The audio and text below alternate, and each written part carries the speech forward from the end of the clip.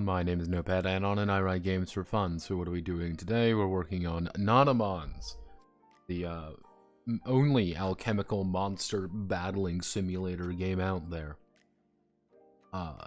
We haven't been making great progress on this game, I'm going to be honest with you all here. Progress has been pretty slow. Main reasons for that is just there's a lot of little things to consider and I keep second guessing my math, but today hopefully we some time on to address a few questions that were posed on the document. Wow, look at this cool lore. Neat. Don't. Notamon actually has a very specific term to it. There's a reason for that.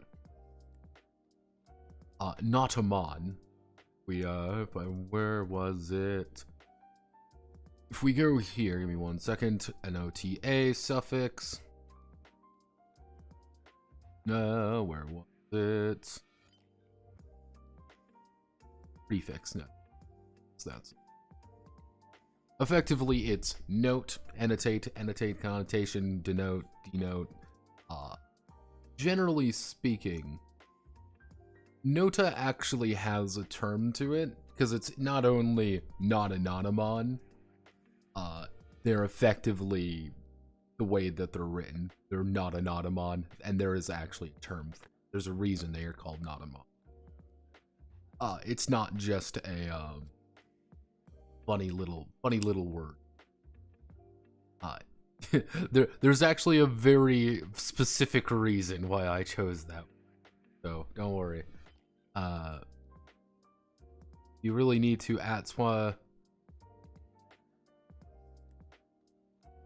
what the fuck is, what are you, what? Also we got a manly.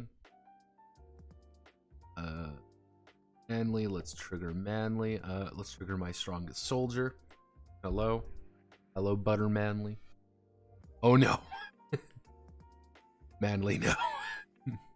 He really is my strongest soldier. Sawa-sama. Oh, she's one of the flavor people. Yeah, I never really got into the flavor thing. I thought it was, I always thought it was a little bit odd. But, hey, what do I know, right? So, yeah, that's why, I'm not casually ignoring your lore. I'm literally just saying this isn't quite. This is a little bit esoteric for what it needs to be. This is not a serious game. Nobody's actually playing it for Notamon. People are playing it because they want to play fucking Pokemon. And the terminology behind things, I actually do have a thing. I'll most likely put a side note at the end of this being like, here's a bunch of lore shit that I think is cool, but you probably don't give a shit about. And that's why I'm doing that, Kyo. I'm not just writing you off completely. There's a reason the way I have things written. As for you, Mr. Calvert, Athos and Geos are not correct. Athros sounds odd to me and doesn't roll off the tongue as well, and there's a very specific reason, is that it sounds a little bit too close. So a little bit too close to Eros, Eros. So I'm like Athos, Eros. I'm like, okay, maybe that sounds a little bit better. Geos is there because I needed to keep the os at the end of everything. So Eros, Hydros, Geos, Pyros, Athos. I wanted to keep everything pretty consistently. That's the reason why Geo is that way. It's not correct in the slightest, but that's on purpose. Technically Atheros would be there, but everything else is 2 syllables. So I don't want to like Atheros, that would be technically 3. So I don't want to do that. So Athos, Eros, Hydros, Geos, Pyros. Yeah, that it's literally just beat wise. That's literally all it is. Just the way I chose to.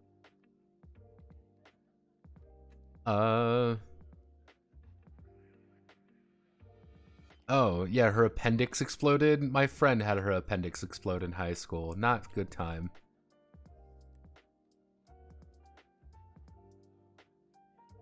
You look like point A. Hi Notepad, reading RuneQuest Foot 7, and I have to tell you, I feel annoyed at the layout of the book. It's hard to make a character because there's a fuck ton of things. You do lots of page hopping, like you go from point A to point C to point B, and then A again. That happens with some of the larger books, especially with things like RuneQuest, in which they want to break things up in a way. To make things as easy. They are literally doing that to make things as easy as possible. In the most confusing manner possible, because God hates you. Remember that. Wait, why did Kawaii Project graduate their 3rd gen? Why in God's name did they've been doing pretty good recently, last time I heard. Let's check the most reliable source of news, everybody. Let's go to VT.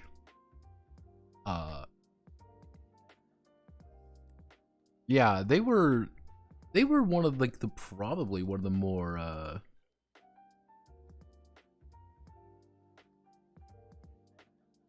something technically HeroQuest works if you want to do something a lot simpler.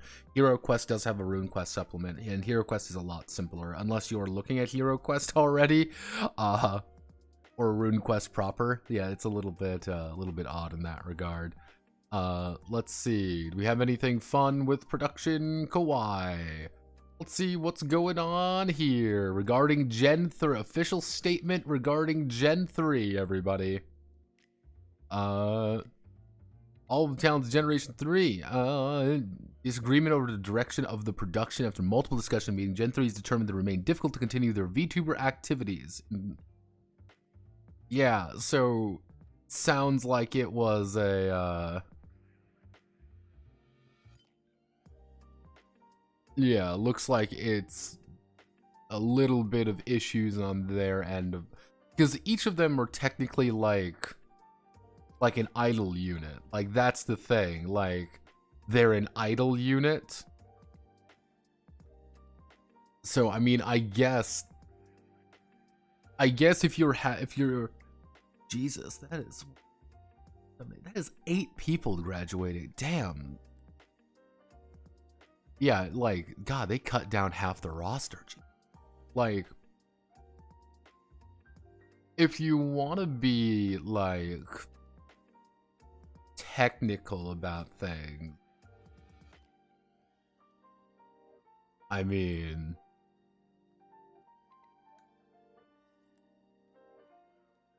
oh yeah, HeroQuest is a weird game. Like, HeroQuest, if we go to HeroQuest here for PG, it's a very odd game. You kind of see here, technically I guess it's now called Quest Worlds. It's been a while since I've actually yeah, this is the original HeroQuest document. You kind of see it. This is the one version I know. I believe this is HeroQuest 2. Not 2nd edition, but yeah, the 2009 version. That's kind of what I know. It's a very weird game. It's a lot more about keywords. It's a lot more about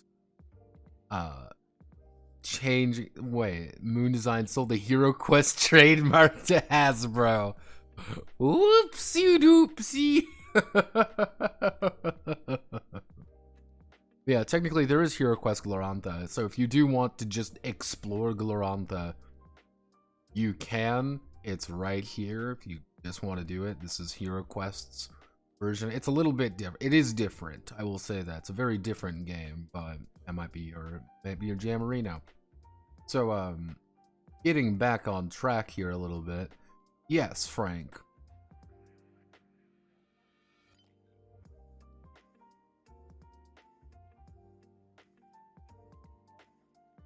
Frank Calvert. Yeah, congratulations, Frank Calvert.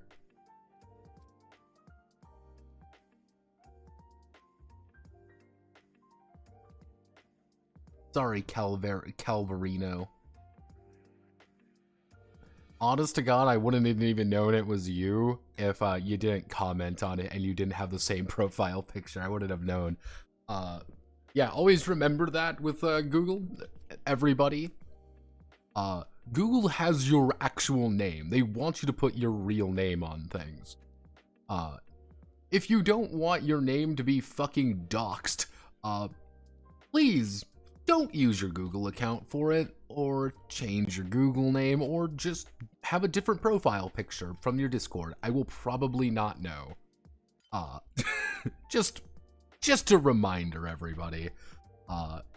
Google has your information, and they don't care. Yeah.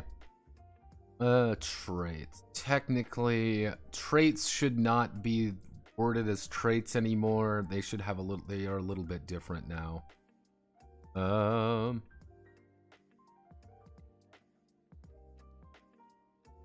Is my real name Frank Calvert? Yeah, that's the unfortunate thing there, Sean, or Frank Calvert, or whatever your name is that your name will never not be just Sean or Frank anymore. No, it's going to be Frank Calvert for everything. Everything will that'll just going to be your full. It's like Dwayne "The Rock" Johnson. You don't go to Dwayne "The Rock" Johnson and say, "Hey, Dwayne." No, you can call him The Rock, but you never just Dwayne or Mr. Johnson.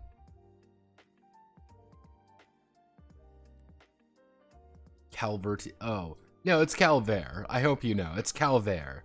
This is who your name is now. Come on, Calvert-sama. Come on. Welcome aboard to me mispronouncing your name. Skull emoji. See, that's what sells it. Sorry, you've turned into being French.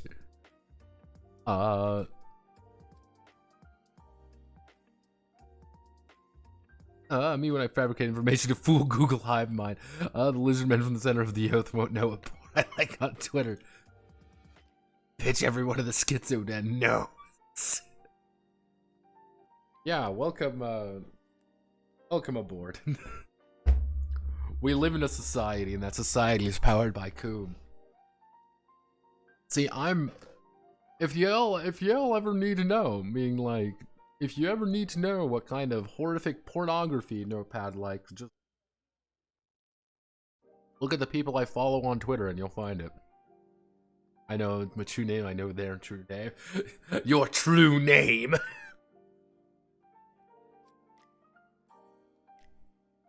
Make it sound like it's fucking magic or something.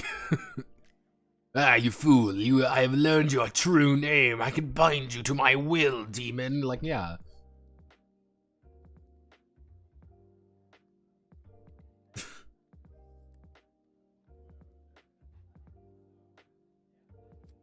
Mm-hmm.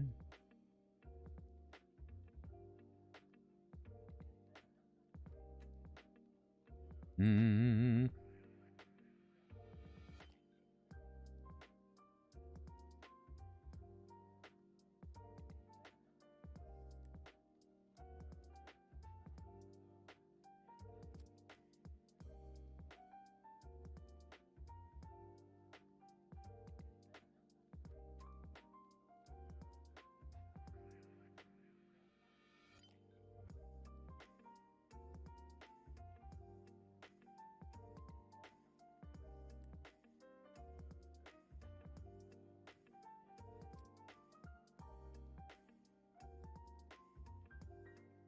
A spell called Dox. Doxomancer. Let's see.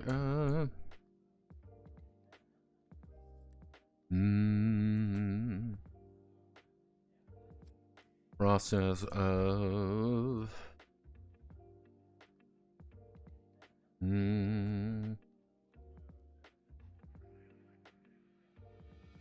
The process of plasmolysis is.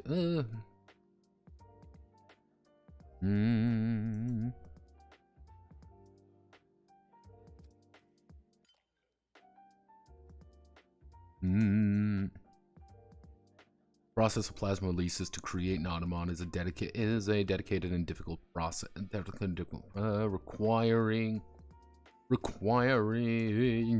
proper tools, implements, and chemical mutagen mutagens to manipulate manipulate the goop to take proper form. In the past century, amazing strides have been made to more easy. Amazing strides have been made more easily.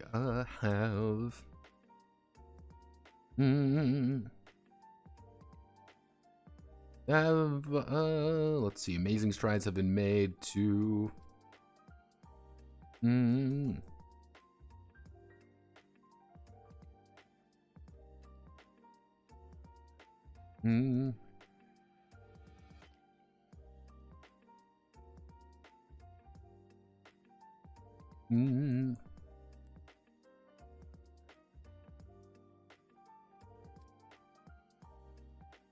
Let's see it.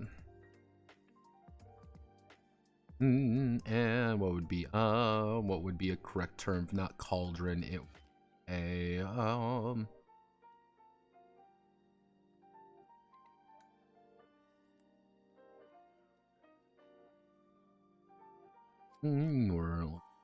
In the past century, amazing strides have been made to create easily manufactured implements and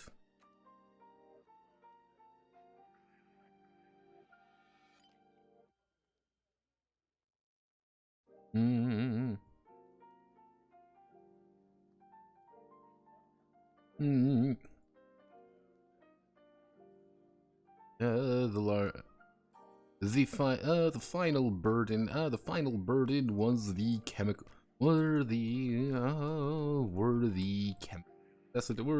chemicals necessary for false life until Jacob discovered. Let's see, actually.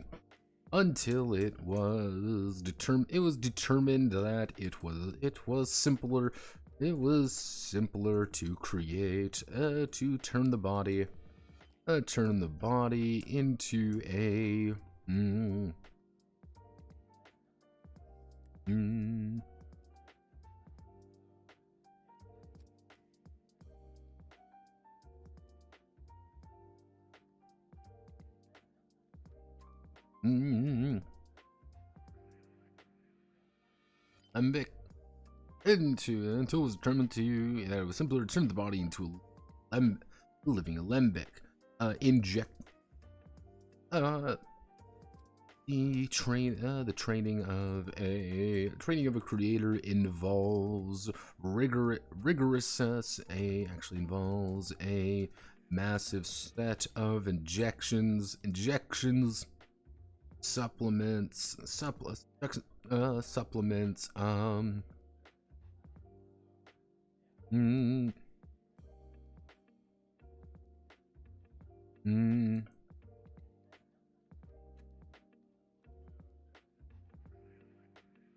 injection supplements, vapors, and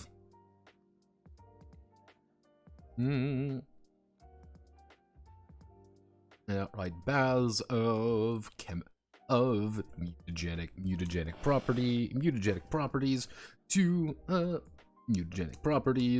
force the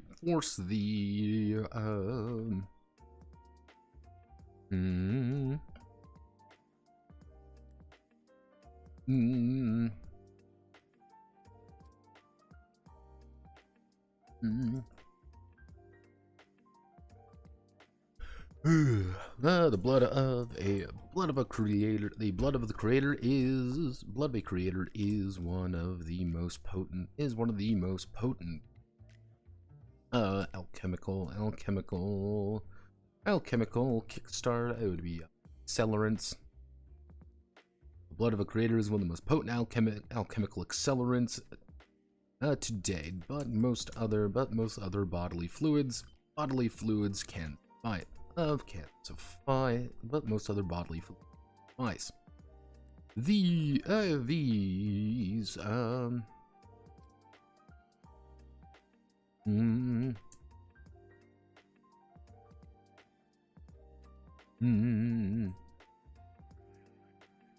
mutation and imbalances in the body, causing not only their humors, causing not only their humors to be compromised, but also their own body shaping itself into an ideal form.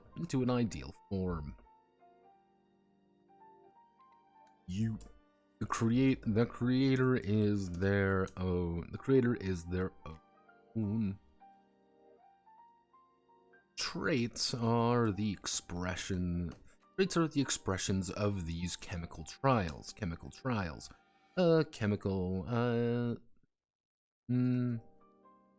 Traits are the expression of the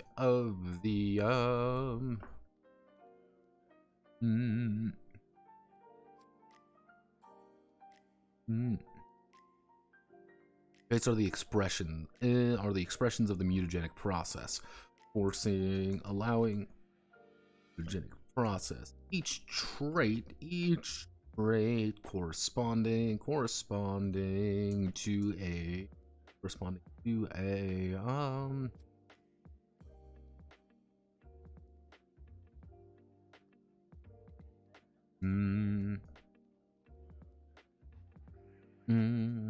trait corresponding to a series of chemical intakes that are starting to express themselves. Each trait corresponding to a series of chemical intakes that are starting to express themselves.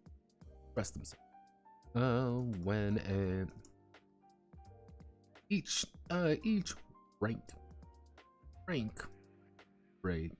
of a trait.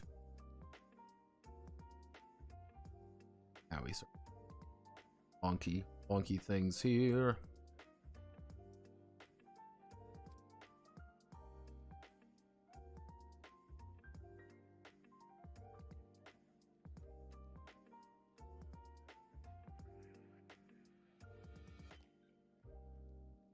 Hello, Kanon. I've been doing well. We've been working on stuff. Lots of things to work on. Lots of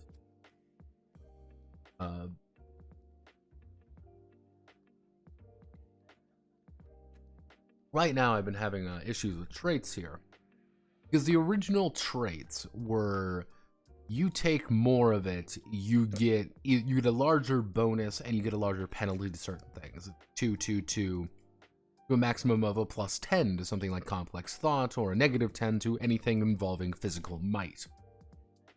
That's been the current state of affairs for a while.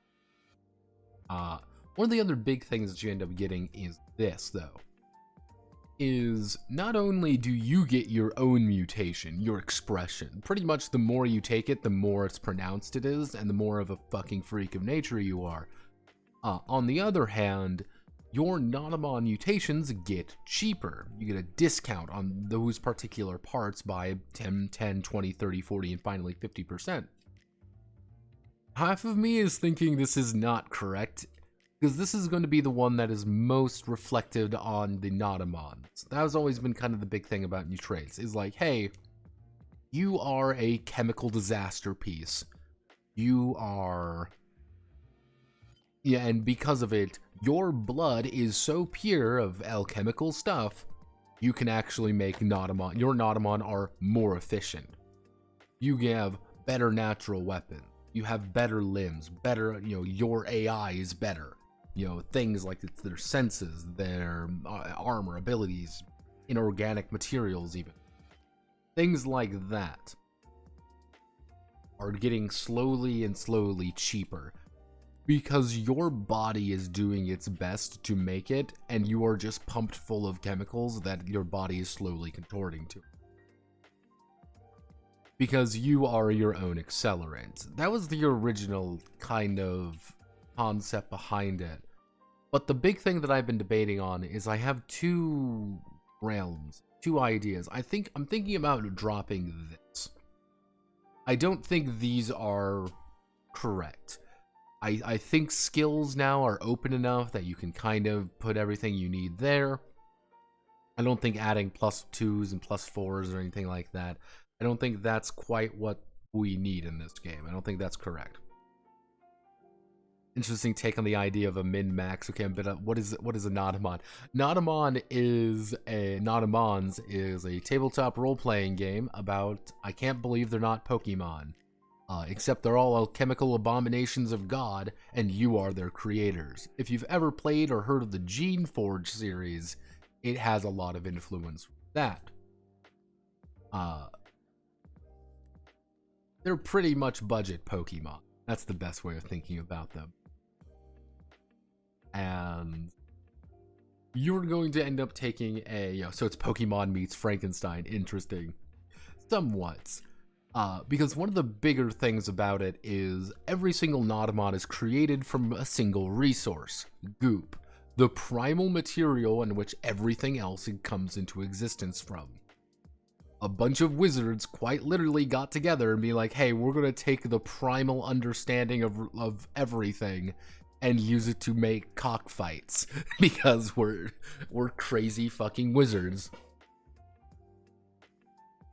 And it's kind of the results of that. You end up getting with things such as you're like, oh, like, what's your discipline? What are you actually trained in? Hey, I'm a paladin. I have really high attributes, but not really anything else. Hey, I'm a chemist. I've got pretty good affinity. I got a few traits that are kind of expressing themselves, but I got a decent chunk of goop. Or you can be, for example, a sorcerer, in which you just have traits. You have nothing else, and you have a shit ton of goop. So it's then we have our basic attributes here, and then our affinities. Our affinities, which are our skills. Instead of having like bargaining, if you want to do something like bargaining, it's like, how do you want to approach this? Like, oh, I'm trying to like find a deal. You're going to be rolling with arrows, which is in a stacking dice system of D4, D6, D8, D10, D12. So it's like, oh, hey, you're relying on, you're trying to be observant. You're kind of more leaning toward arrows. If you're trying to endure something, you're using Geos, Pyros, Pyros, Aethos, Hydros. They're very broad skill categories. I thought that would be a more appropriate way of looking at things. Traits are kind of, as you see here, just the chemical nightmare that you're creating yourself out of. Because the big thing is, if we go down here, you're supposed to create every single one of your Notamon through a collection of this goop. And it's like, yeah, you're just going to fix things. Like, you want to design your you want to design your best friend. You can design your best friend however you want him to. You want to give him a bunch of arms and have him be Arm Man? You can do it. Or you want to make, if you want to make, Buttermer, you can. Oh, God. Yeah, right there. Hot and fresh chemical soup. 3, 2, this is going to be the fun part. Okay, I'm going to hear my shoulder. 3, 2, 1, let's, oh! Okay, 3, 2, 1, oh! Alright, there we go. Thank you for following, Jalar TV. Thank you for following. You have stats for the Alchemist and the Manly Monstrosity. For the Corpse of Manly. I have... you're going to have stats for both the creator and all your Notamon. Now, I actually went to the store the other day. Went to the store, and I picked up. Open these damn. 100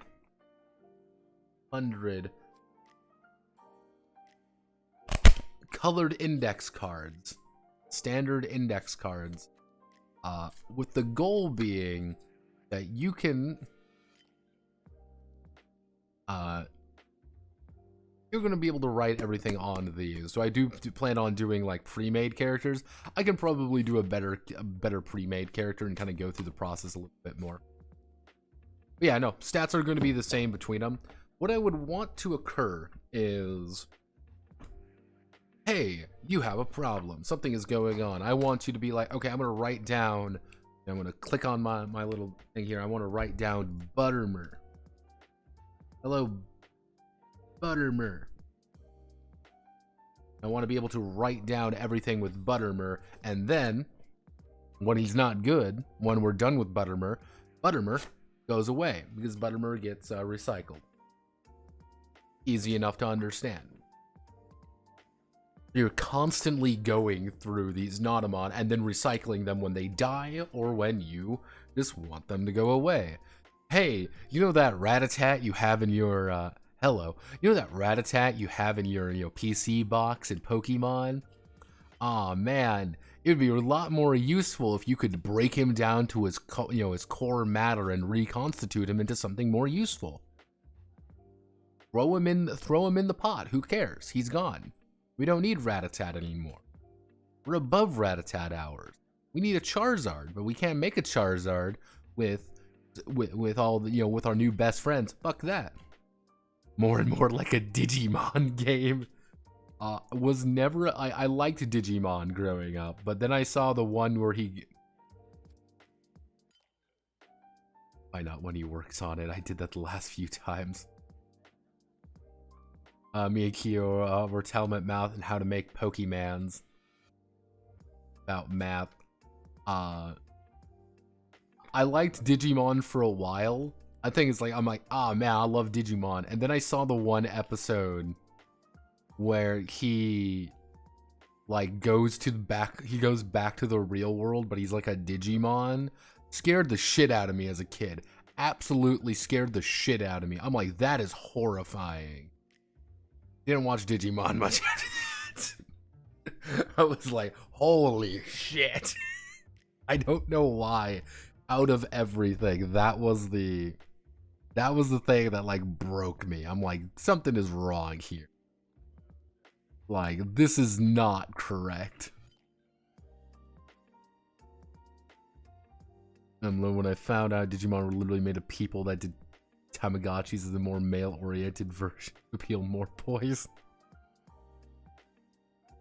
Yeah, it's because Tamagotchis were like really popular with girls and be like, hey, what if we just made digital monsters instead? That'll appeal to boys more. And it fucking worked. But I unfortunately for Digimon has never been the always the bridesmaid, never the bride kind of thing. It's never really gotten up to its main competitor, and I don't think it'll ever be up to its main competitor because it's fucking Pokemon. Like, that's like the thing with any of these Mon games. You always have to imagine. Always one of those things where you have to sit down and be like, you know what? I'm gonna make a Mon game. Like, yeah, look at all these cool Mon games. And then the very first thing people will ask, is it better than Pokemon? Be like, well, yeah, we got a lot more. It's not better than Pokemon. It is not better than Pokemon. In fact, it is worse than Pokemon. Because the Pokemon are scary. Because it's the infinite Mon game is a Pokemon heartbreaker. You joke, but yeah. Like, you joke, but yes, it's Pokemon influences so much of this particular genre that it's like you're not.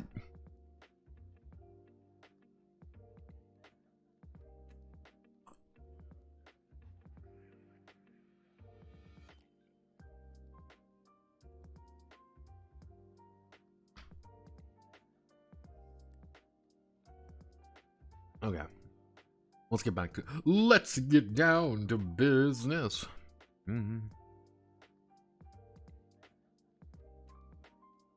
Because I have two options here. My two options are pretty simple. Either I stick with the discount.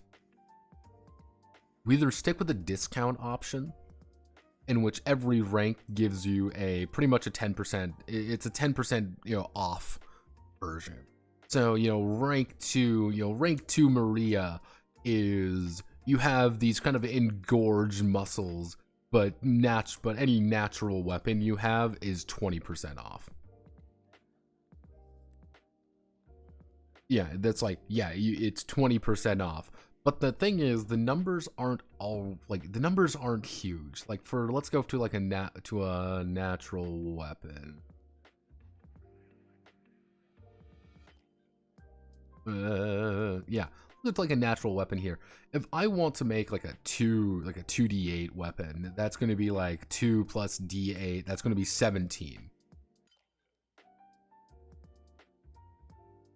20% off like 17 would be like 3, and rounded down it would be like, yeah, congratulations, you've got a 20% discount off of 17, which is 3 goop.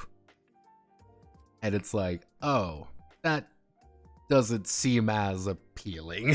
Yeah, it's what it's like, this doesn't seem as appealing because that like the numbers aren't there. It's just like, oh well, it's only 3. It's only, you know, kind of the smaller amount. That's why I was thinking of like, maybe there's a better way of doing this. The only other way that I was actually thinking about doing very conductively, you know, we have the discount option. I would actually, there's also the flat rate option, which instead it's literally just probably a 2, 4, 6, 8, 2, 4, 6, 8, 10 off. It's a lot. It's just a flat value that's off the top. So this would work at some points, but then you get things like, what do you do when you make like you want to try to make Venoking here, and you got 8 when you've got tier 4, and it's like, yeah, you can afford effectively free armor, or like what happens if you have 5 or something like that. The flat rate has its advantages of just being easier to understand. The other the other one is rank option. Rank is the best idea that feels the absolute worst. See, that's the funny thing. It's the best option that feels the worst. Because all that would be, you know, let's say take with like natural armor, for example. It would be, if you have this, you know, let's say you have, it would be natural armor. Back up here. Notwin. If we have, you know, a Notwin, if we have Notwin 2, you can effectively take rank 2 armor if you want. What does rank 2 armor mean? It would be like, hey, you can go up to like, I would probably say like 2 natural armor, but you have to invest in this. You can always sync it, but you cannot get more of it. Everything else would have to be like rank 0 stuff. I wouldn't probably do like 2 natural armor. If I want to do this, I would probably keep it at like 2 times 2 or whatever. It'll be like, this would be like rank 1 is here, rank 2, rank 3, rank 4, rank 5. So if you want to be like a really super powerful person with a really high armor, you would need to have a really high Notwin. You don't get anything else out of it. You're just unlocking higher tier gear, if that makes sense. That's why I say it feels the absolute worst. Because it's effectively what I'm going to have to do is deny things to people. Hey, you need to get rank 3. You need to have a rank 3 in this trait to become a quadrupedal.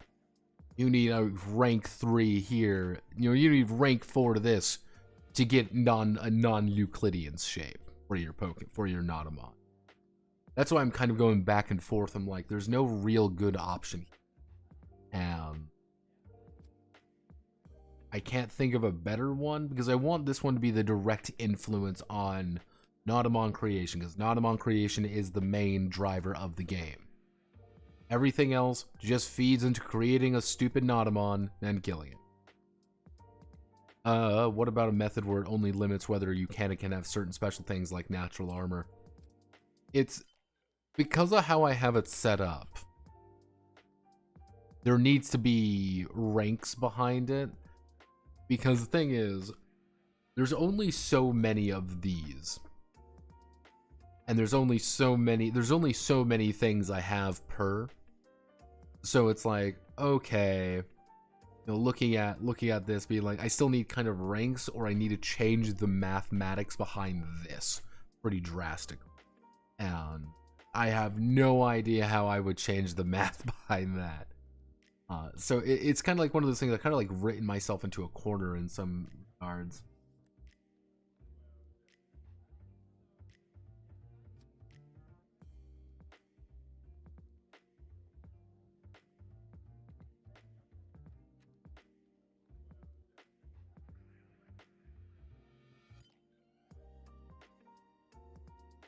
What about a method where it only limits whether you can or can't have special things like natural learner?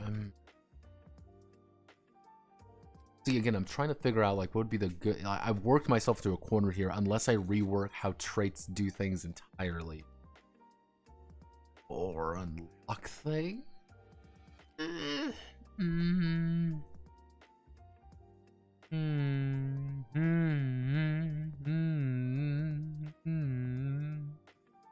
Or we just say fuck it with the mute.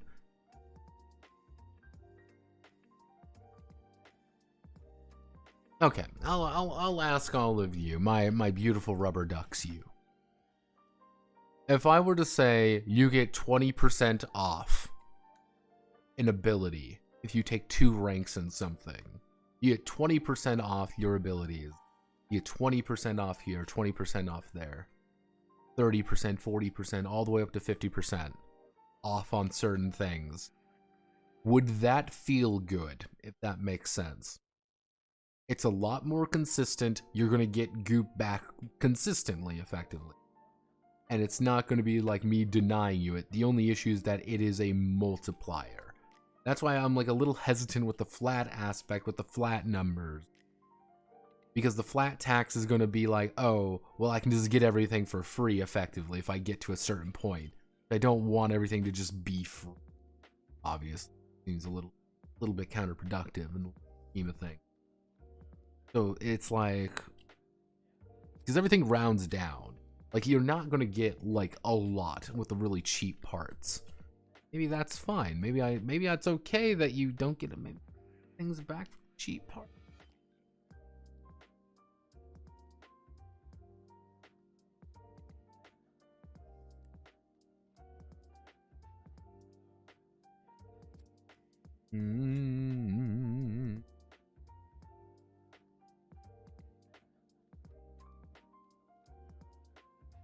Effectively, is percentages cool?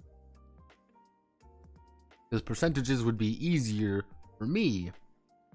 Because and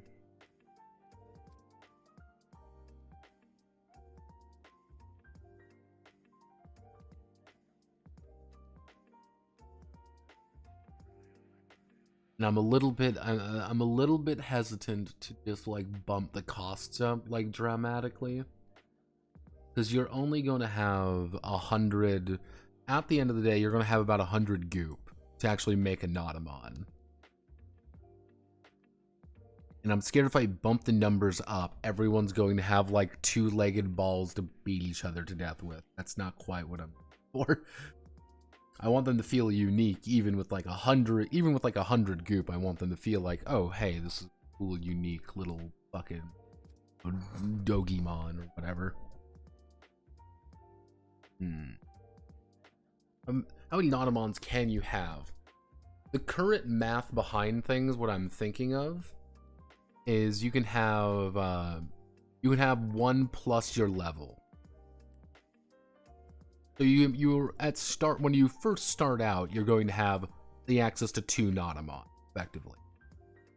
When you hit 3rd level, you'll have up to 4 Notamon under your control.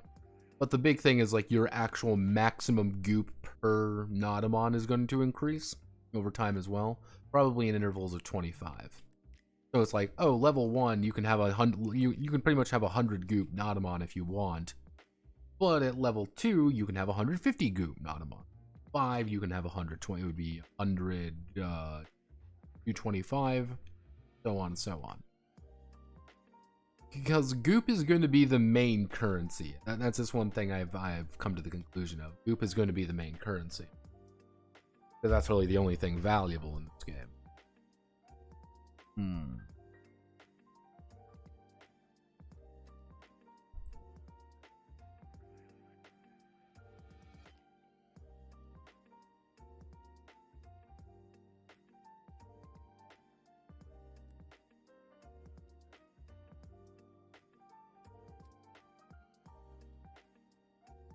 Mm.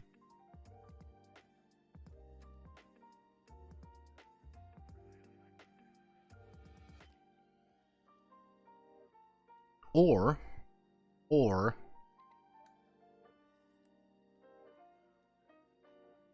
if we do it a flat method, here's the thing. Here's the thing.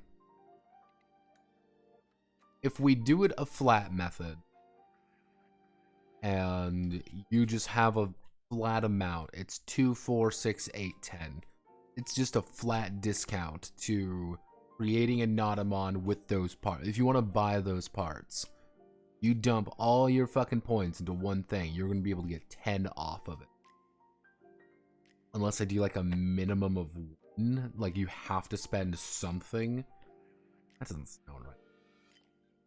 Because if I want to keep everything here, let's see, we've got 1, 2, 3, 4, 5, 6, 7, 8. We've got 8, which technically I should add 2 more. If I add 2 more, I can probably do a little bit.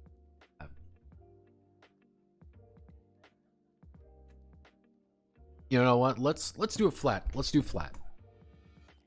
Each ring of training increases the discount. Each of the discount of the associated part by 2. Discount by actually each rank of a trait.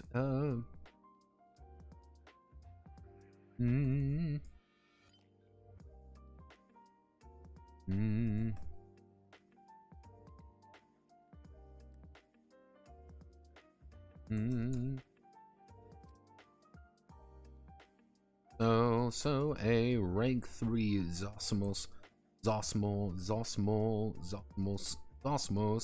would have would pay 6 less, would pay 6 less.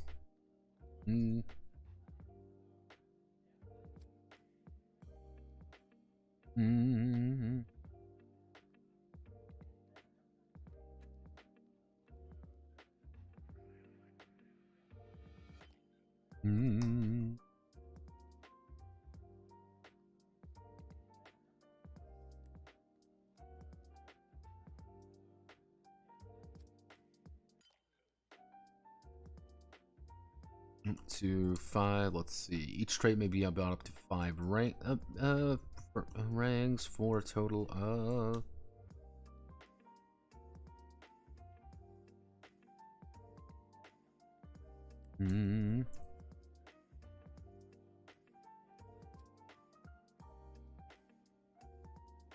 Okay, so. Dun, dun, dun, dun, dun.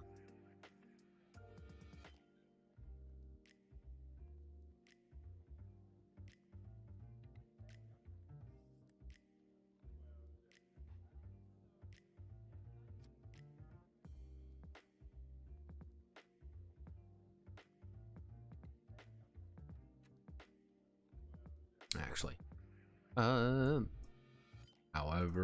however,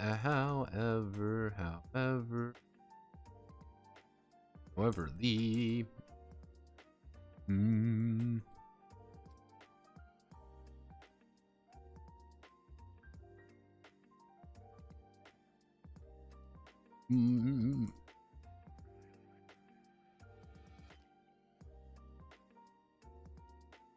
as there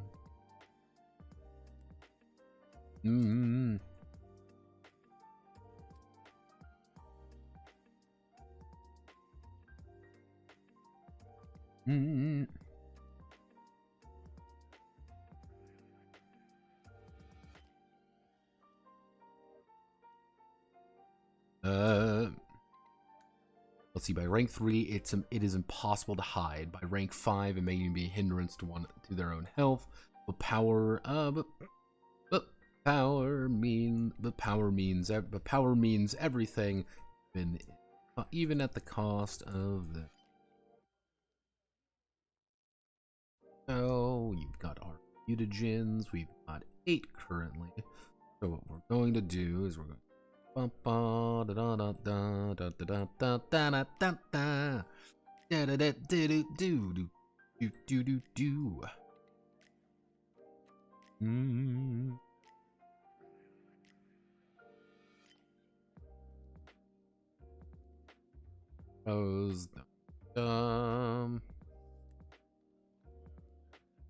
Gonna have to make a new side note, make things a little weird to understand.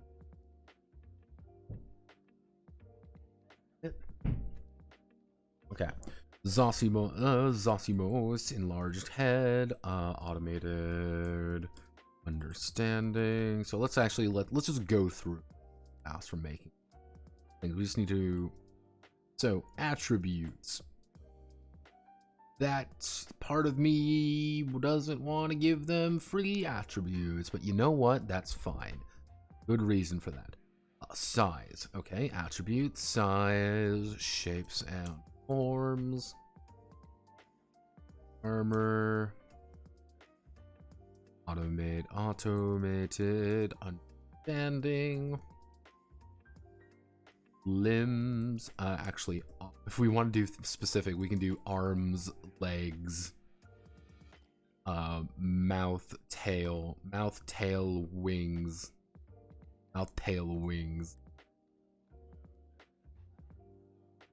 sight, hearing,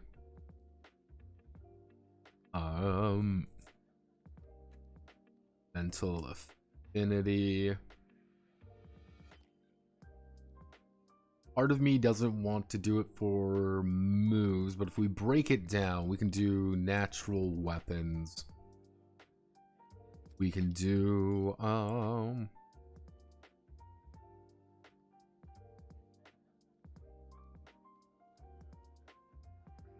abilities.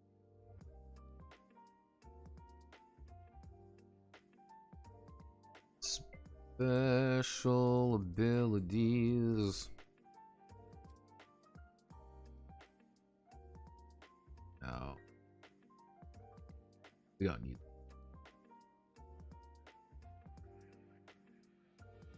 Natural weapon. Actually, no, we can do. We can put moves in here all together and be like, yeah, you just have different.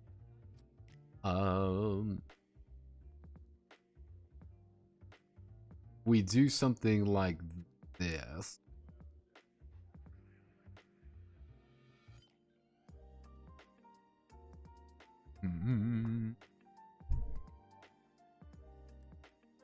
Nice in there. Okay. Automated understanding is already going to be Zosimos. Natural weapons is going to be obviously Maria.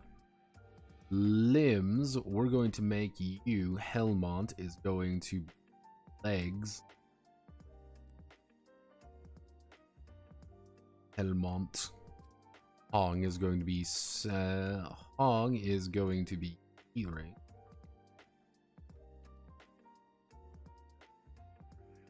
Actually, hearing.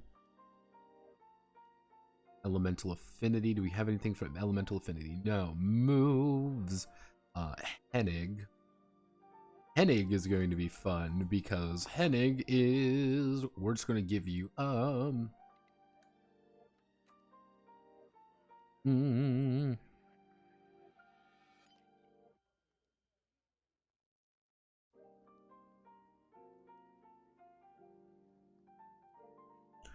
actually there. Bodiger does it. Albinism and movement abilities going to. I guess we can. Not the best. So shapes and forms is going to be Esloff. Natural armor is then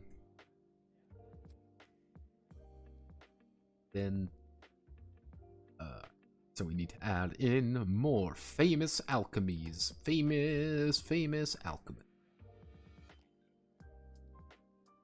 Maria the Jewess.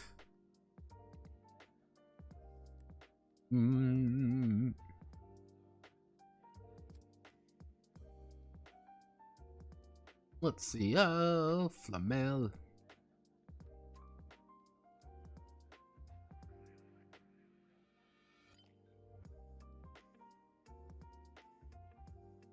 Size to Flamel.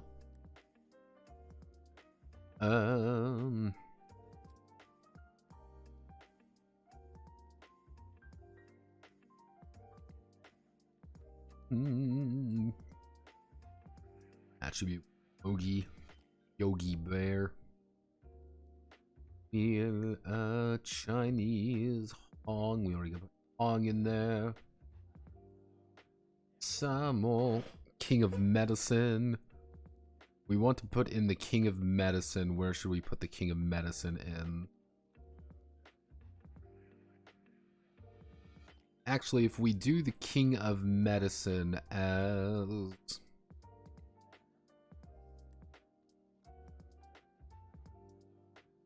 Email, which then we will do Flamel.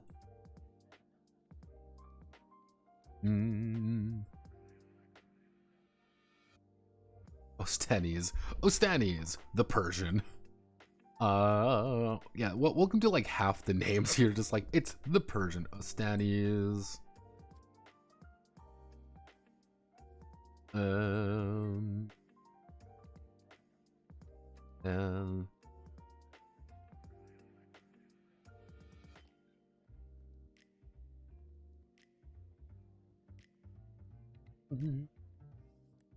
Aki.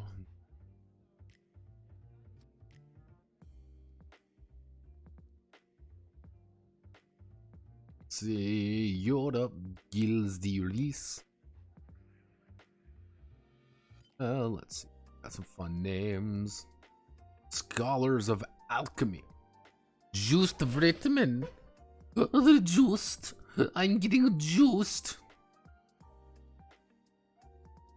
Chin Ching Hong. The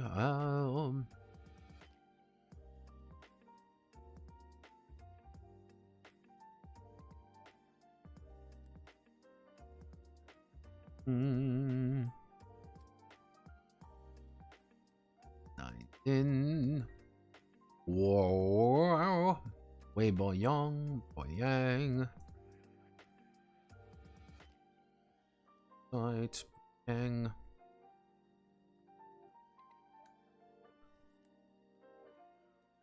Do we have anything fun? Alchemy, let's see.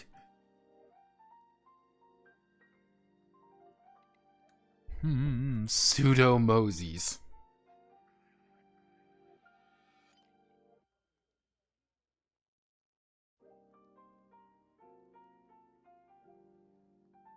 Synesius.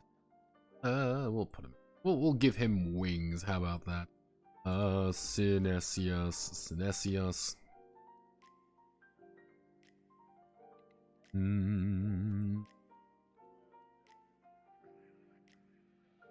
Zosimos. Tell me more about Carl Jung. Antwoord, Pierre Fabre. Boyle. Belmont. Doran.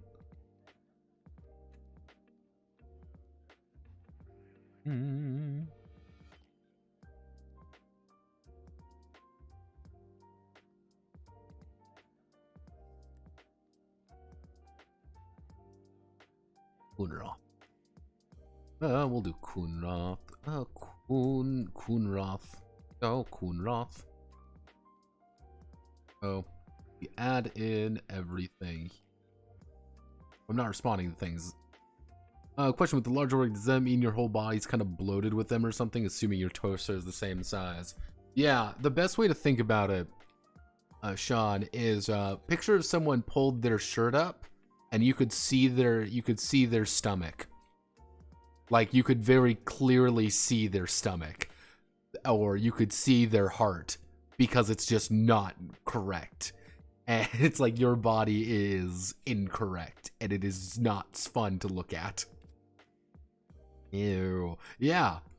Yeah, you kind of understand. It's like, oh, we've killed the guy who has, who has, the enlarged organs, and you cut him open to get his blood out, and it's like, oh, like things are falling out because he's bursting out the seams damn near.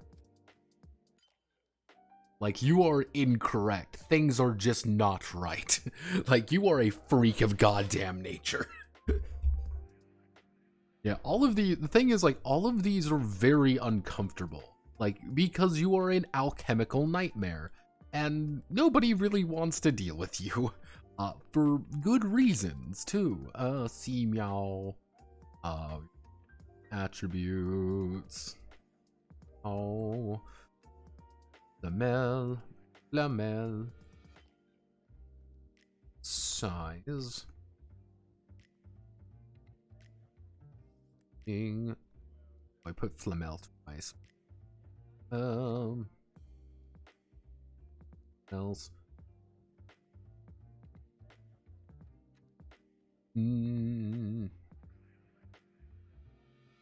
I guess.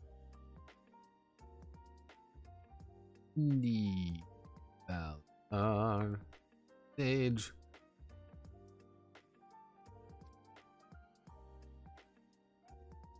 Canada. Yes, Canada.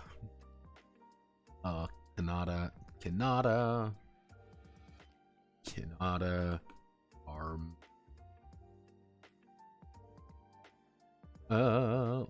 Senses. Mouth.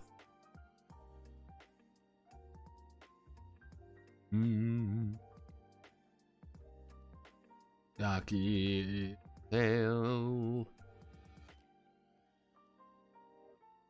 Wings. Like, you can't get everything, but this is kind of the, I think the best way to think about this, and what I think, how I want to kind of position this is your ability as a creator to define a little bit more about how you want to build your abominations of God. It's just like, how do I want to create my literal just freaks of nature, just absolute nightmare.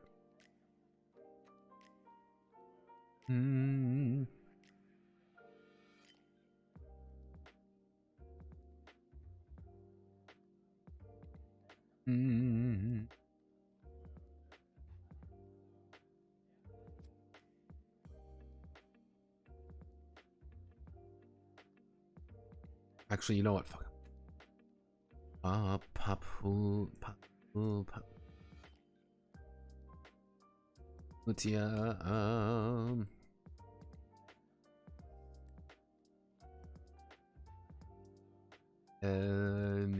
Yeah. Go. We're going to do hell.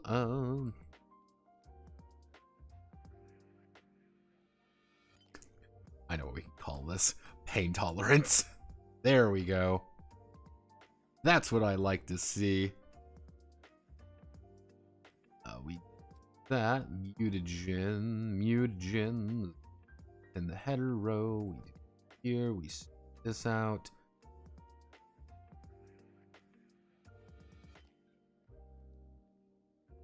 So 18. So 9, 1, 3, 4, 6, 7, 8, 9. There's a very specific reason we go here. And select all of you. We delete 9 rows. All right, cool. So,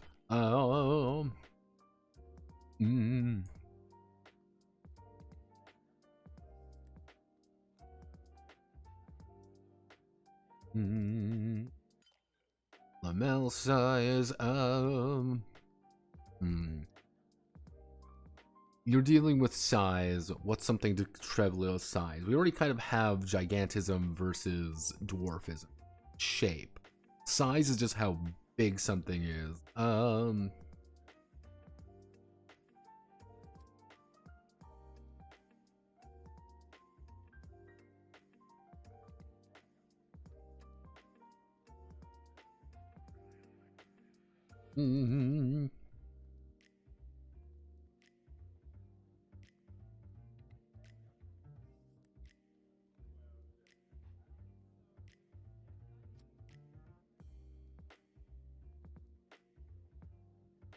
Technically gonna be leprosy.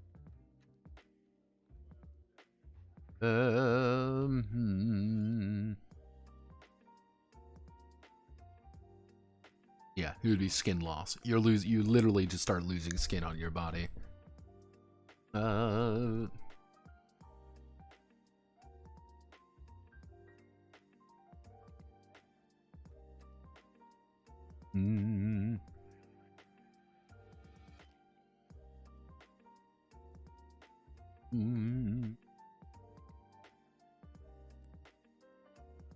Some are pretty easy to understand. Hey, you deal with arm stuff, therefore.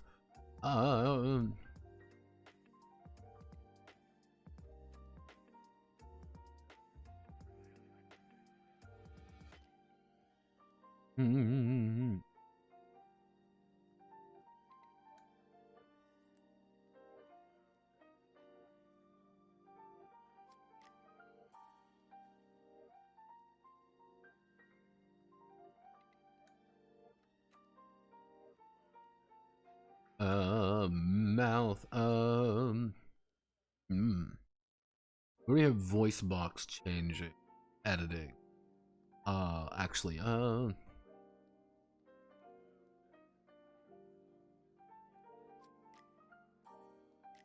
abnormal hearing.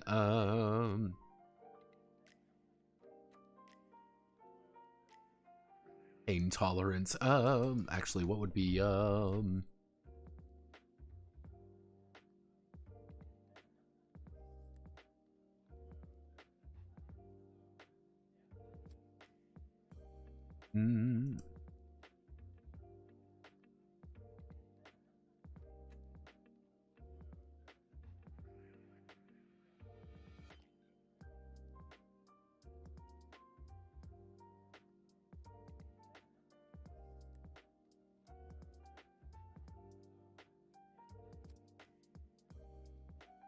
numb body. Attributes. How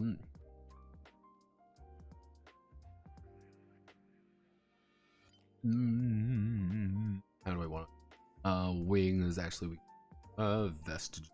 Vestigial. No, we'll just say another appendage can grow out of you. Yeah, something just unnatural starts growing out of you. Attributes. What would be something incorrect for an attribute?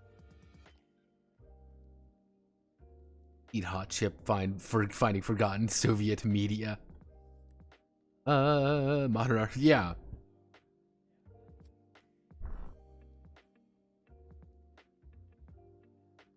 I'll have you know, it's not forgotten Soviet media because I know about it now, and I will introduce it to the world, Manly.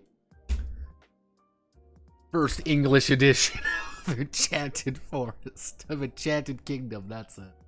It's gonna be great. We're gonna make millions. I don't need that one. Attributes, actually, you know what?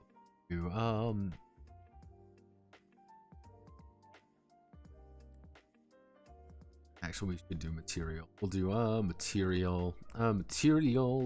What would be a mutation? Kind of indirectly, kind of saying like, hey, this is kind of a thing, fucking with your body, effectively. Oh, I know. There we go.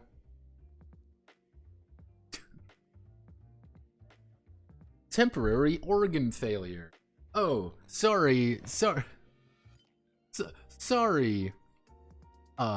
Sorry, man. It seems that your lungs stopped working. One of your lungs just don't want to work anymore.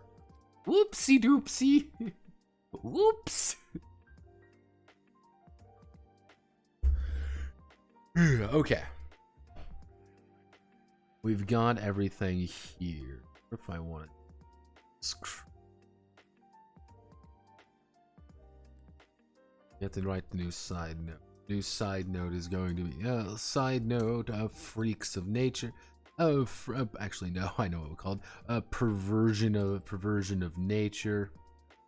The creators by their unnatural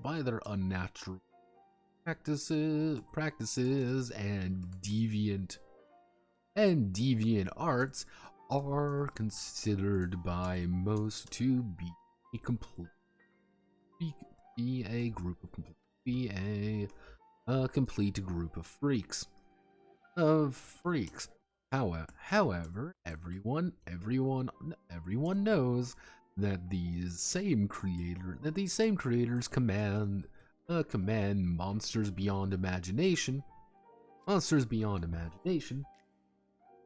and will if threatened, most likely decimate entire cities to make a point. The ancient wars of the proto creators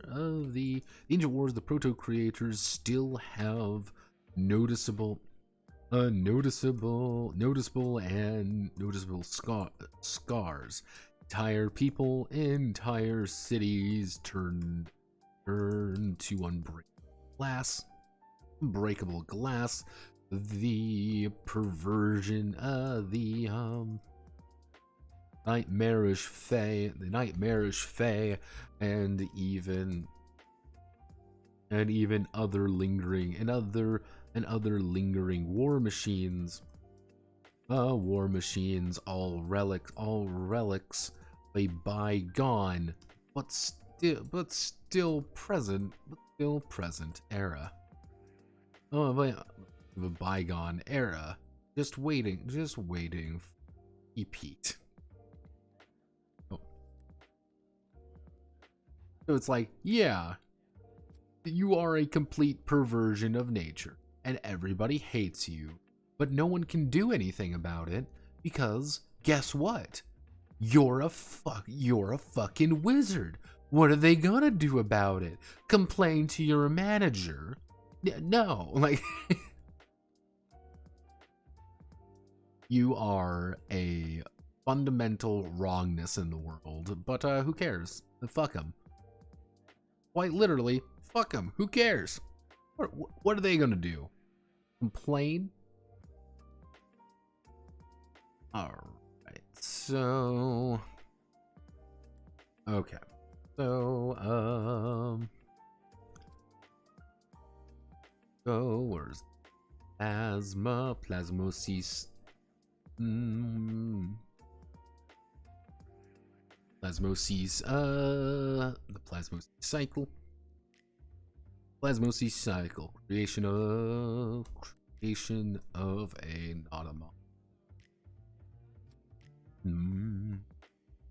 Plasmosis cycle. Creation of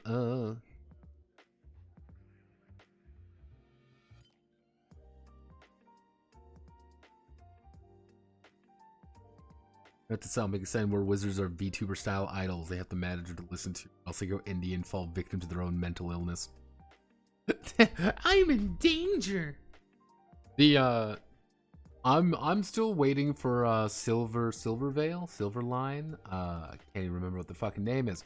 I'm still waiting for ReUtubers to come out. One day ReUtubers will come out and it will be amazing. But ReUtubers will also never come out because Silvervine Publishing cannot help but fuck up on literally everything they do. It's actually hilarious. The fuck is a ReUtuber? Here, I will actually show everybody. because this is the exact thing I get from everybody talking about it.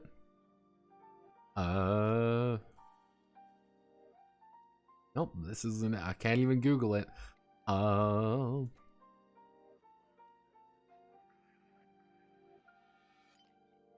we go. Silvervine here.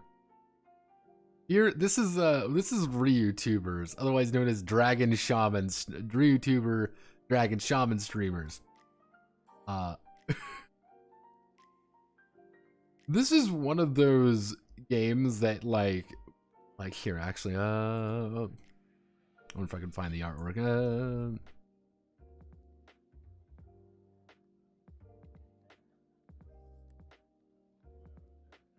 Yeah, here we go. Perfect. Right there. This is the entire premise of this game is so fucking stupid. So you are playing a bunch of shrine maidens who VTube to get donations because you work at a shrine with servicing a dragon effectively. Your manager is a fucking dragon, and the people aren't coming to the shrine anymore, so you need to VTube. I'm not fucking with you. This is absolute stupid bullshit. It's the kind of game you look at and this is a bit of Kino. I have genuinely no goddamn idea how this is gonna play. This got announced a long time ago, like relatively speaking. Now this time when this driver is gonna lay waste a nearby village, that would be extremely yabai. Yeah, you joke, but that would be literally what the fucking premise of the game. Like it's like, okay, like I've heard of like the really niche, you know, JTRPGs before. I've heard of really niche games, but like this is a super, yeah, right here. This is 2 years ago, mind you. Over 2 years ago, this got announced. This is one of the creators. This is one of the oh god. That is a child. Oh no. Here's another JTRPG person I probably am going to follow because that's what I do here.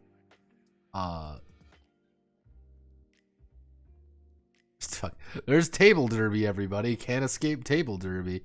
Yeah, a lot of Wait, are you No, I don't think you're a VTuber. Day of Macho, Wix site. Oh boy, everybody. Oh, we're dealing with some Kino right here. Oh, goodness. Oh, goodness. What TRPGs have you worked on? Like, none of these look really familiar. Oh, geez. And hell looking at like it's weird. They don't. I'm not seeing it. I'm wondering if it's just like they just worked on it. Like that could be a thing. They just worked on it. I wouldn't be surprised. Like let's consult the magic machine. Tell me, secondary work. So this is something that you kind of worked on but didn't. Circle Hachino Hachino produce derivative work for TRPGs. Yeah, so these are their scenarios, effectively, for things, probably. Like, let's take a look. Like, what's Taisho Roman Hafuda? I remember this one. Apprentice Devil Magic Exploration RPG. I'm befuddled. Yeah, they don't mention it anywhere, but it looks the same, if that makes sense. Yeah, Silvervine announced a bunch of games, and none of them really have come out. Yeah, because you get things like Sparkle Stars. Sparkle Stars doesn't exist. And if it does, I don't know where it's Destiny Bound. I think this came out. I think so. Like, yeah, they're.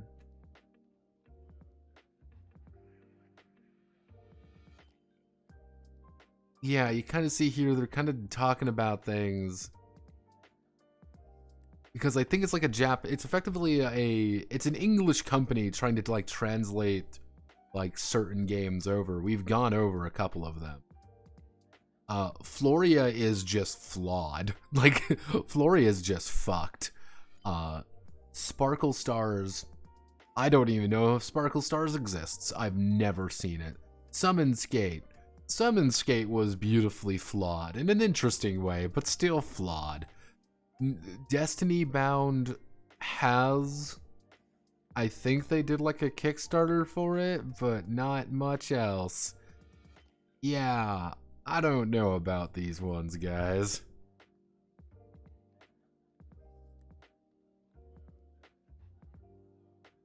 Man, is there a PDF of those games so you can dewong them? If I look hard enough, I can probably find the booth version of them. Give me a break from the pain of making an anime kitchen sink setting. Don't do what I did, McDrewsalt, and attempt to uncover the secrets of VTWBG. Do not do that. You will go insane. You will go completely insane, and there's no solution to it. There's no happy ending there. It's just death. Nothing but death. I'm member. Honestly, someone could probably make a Needy Streamer Overdrive game. And it'll be me, Anakin. I'll be the one to make it. Yeah, no, I don't even know if these guys have done really well. I mean, looks like they're still posting, not much, might kind of see. Yeah, it's like it's clearly not a lot because these were last posted January. Jeez. You.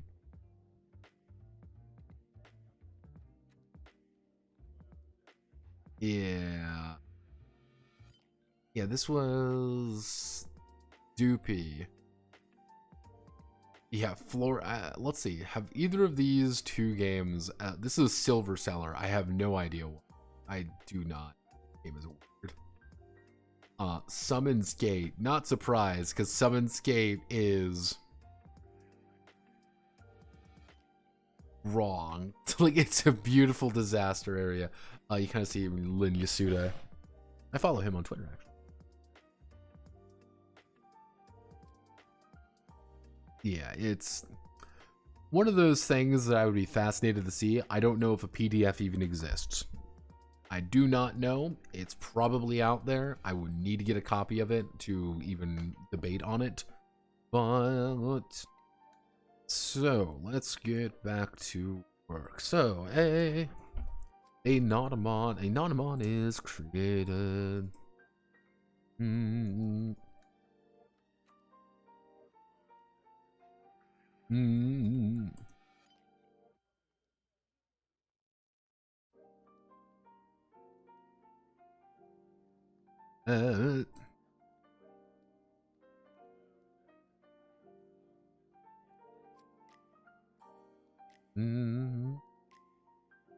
The substance, translucent and translucent, off and opaque.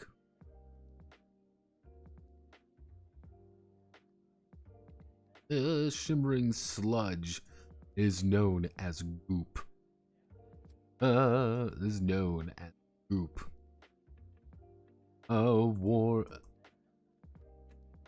Through the careful manipulation and proper tools, creators are able to shape and mold their shape and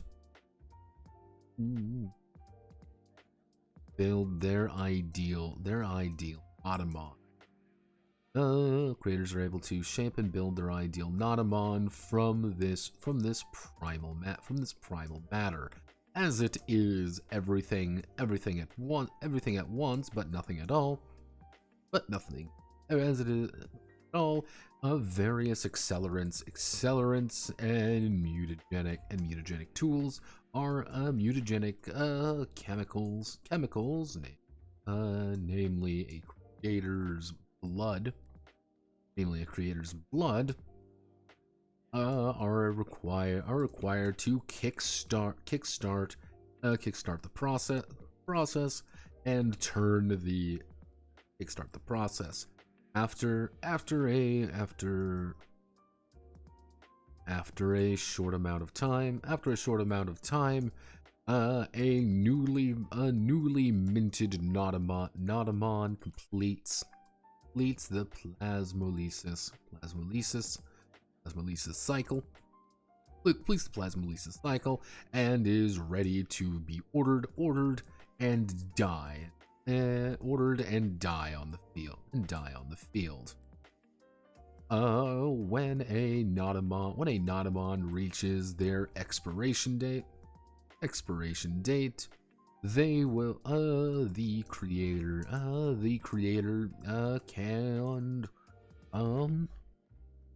can break them down into their core components,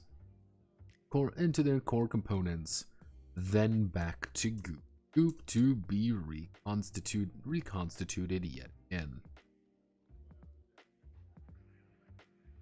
All will be, and all has been. Will be, and all has been. Goop.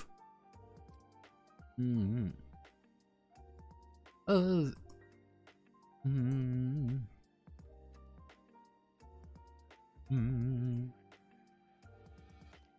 control. Role and teams. Creators are only held back by their own willpower and experience. The more Notamon that are deployed into the field, the more of the creator self is being spread thin. Each creator will only have a number of Notamon on their team equal to their current levels, starting at 1. Current level plus 1. Each of these Notamon will have a maximum amount of goop to be distributed among them. Will have a maximum goop that they can sustain.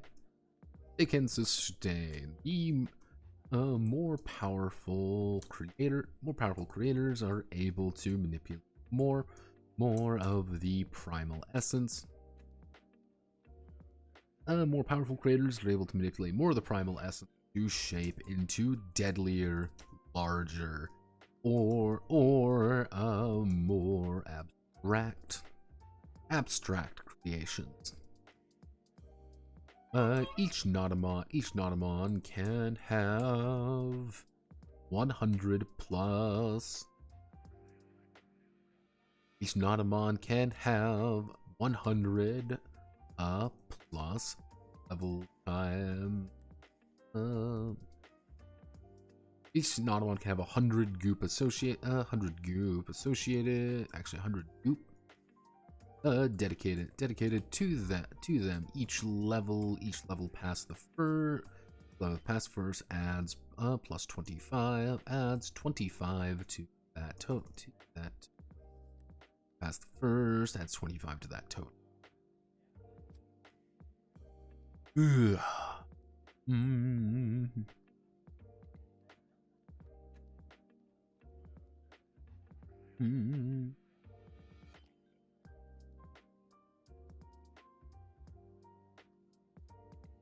Notamon cycle of life. Once crafted, have to do specification. Notamon is bound to their creator until their inevitable death or recycling. Recycling. Rogue Notamon are created by three situations. The creator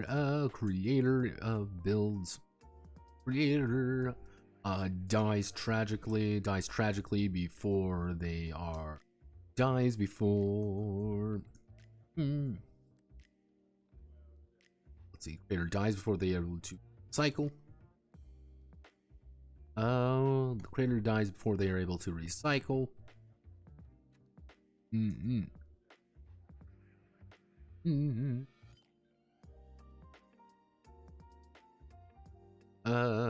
Let's see. Creator leaves the Notamon. Let's see, the creator leaves the Notamon.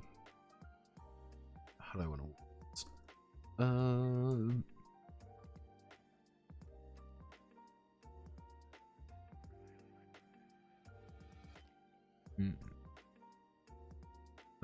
Or too much deviancy. Deviancy is gained by creating a Notamon with too much goop they cannot control. Or having more Notamon on their team possible. Deviancy is gained by mistreating or abusing the Notamon in a more overt fashion. Punishment of a Notamon is ultimately worthless as they are unthinking automatons powered by powered by basic neurotransmit.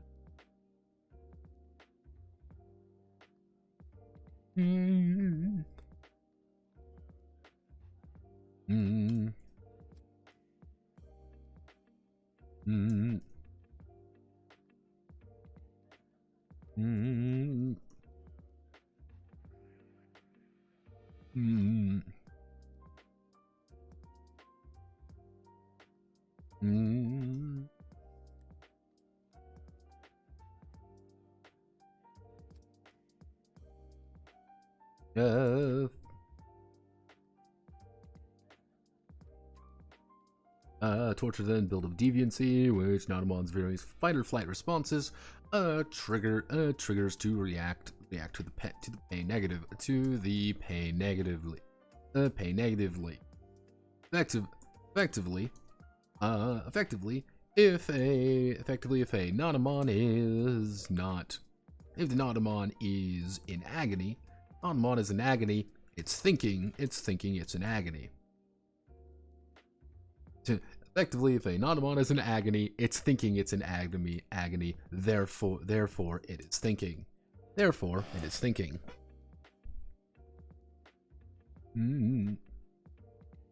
Luckily, most combat Notamon are either stuck in Notamon are either stuck into the fray for too long. They succumb to their wounds. Or are victorious,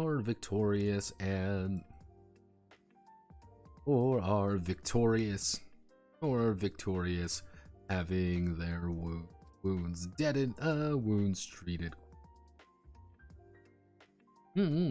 quickly, or recycled to not feel pain anymore.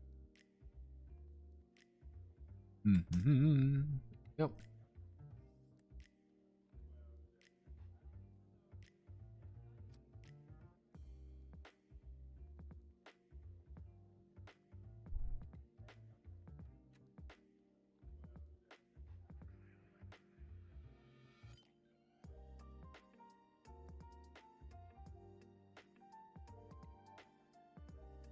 Goop, you are goop, you gonna be goop. I suffer, therefore I think. Yeah, effectively, the fact that your neurotransmitters are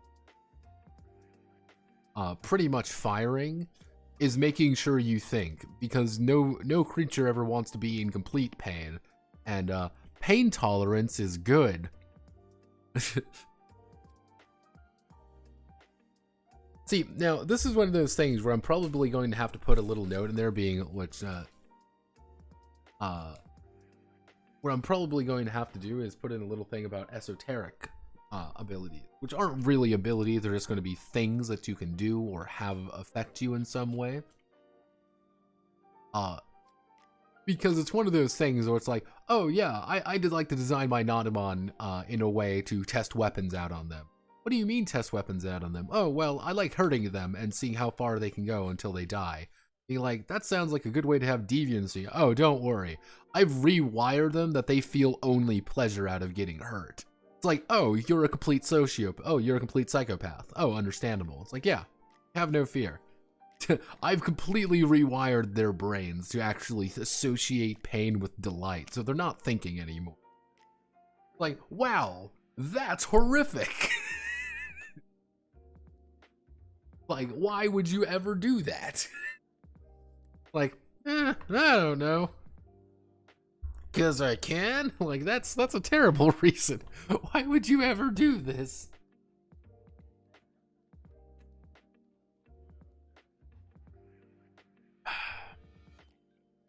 Okay.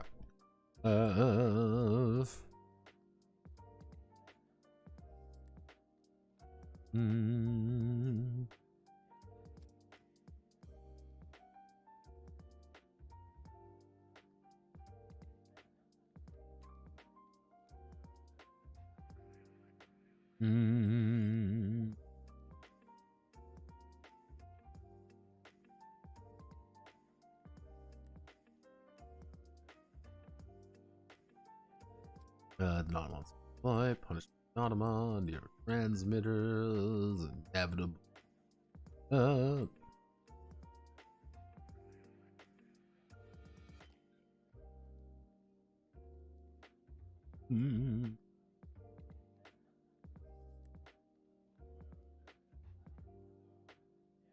Notamon intelligence. Notamon intelligence. Notamon intelligence. Notamon are not what many would consider to be intelligent. Intelligent, quite the opposite. Opposite. Most lower Notamon are barely able to register themselves, barely able to keep themselves alive or function properly without explicit orders. More advanced Notamon are able to perform functions and abilities without input, but still lack the drive to expand their horizons. Rogue Notamon, those with sufficient deviancy, do learn new things. New things as their mind expands. Readers, actually, as their mind expands from the shackle, free from the deliberate shackles. Free from the deliberate shackles. This is regarded as bad. To creators, this is an abomination of their will. Mostly because rogue Notamon tend to learn to avoid them.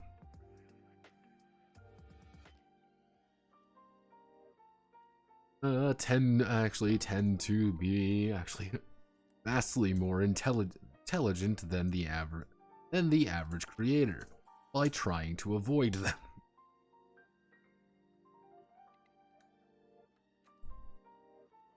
Yeah, little bit silly. It's supposed to be a little silly. It's like, yeah, technically Notamon do end up being smarter than most of them, simply because they avoid you. They don't want to be around you. Nobody does. You're a freak of goddamn nature. And they're like, oh, I've learned to think. This is such an amazing thing. Oh God, what the fuck am I? Oh God. We're going to put one image right here. We're going to put one image right here. Can you do that? Yes. Actually, no, we can do Notamon creep.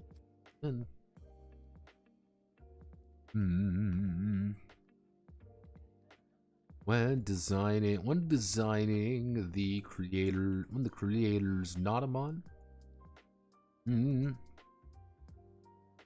I'll go through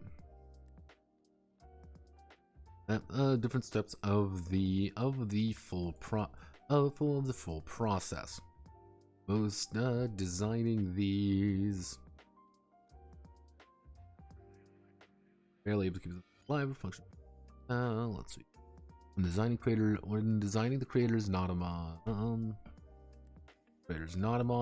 they'll go through different steps in the full process. Different steps of the process designing.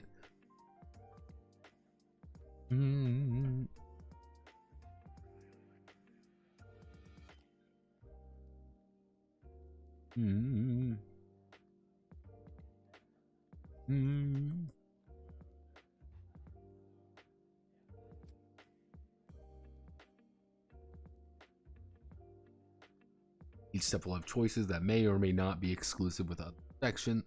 May or may not be exclusive with other sections. Please consult. May or may not be exclusive with other sections.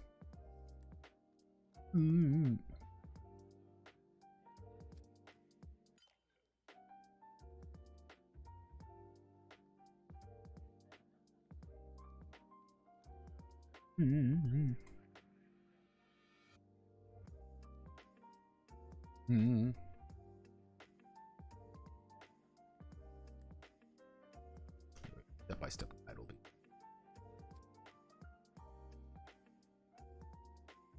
Yeah, so I'm just gonna hand them all like, here's all the information you need. But at the end, I'm gonna have to put a thing up here. So let's go. Okay, so attributes form the core of a Notamon's abilities. Core of the Notamon's abilities. Maxim. Each attribute must be purchased individually in the amount that is actually.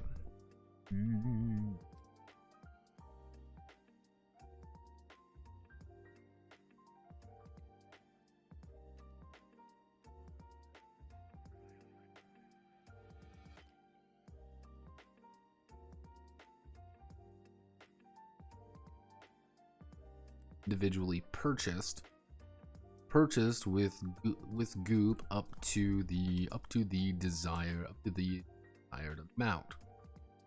Additional goop may be found by lowering attribute by lowering unnecessary attributes by lowering into the negatives. But that goop is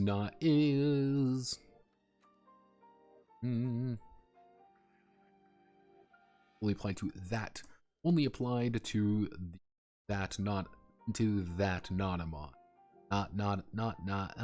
But that goop is only applied to that Notamon and cannot be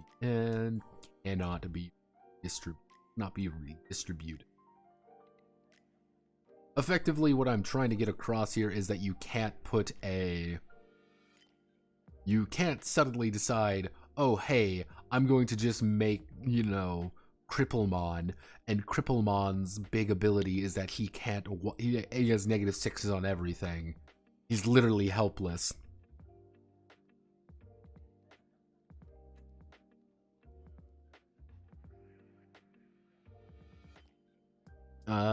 Yes, is a real. Maybe if you got rid of those, yes, Neuromods, Buttermer would call your sorry ass a kid. Don't worry, I don't need Buttermer Manly. I don't think you understand. I don't need Buttermer. I've got Butter Manly. Look, he's right there. He's glooping in the corner.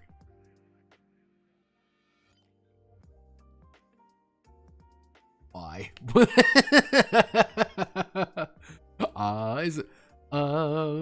Isn't there a way to make them intelligent with one of the regions? Yes, automated understanding.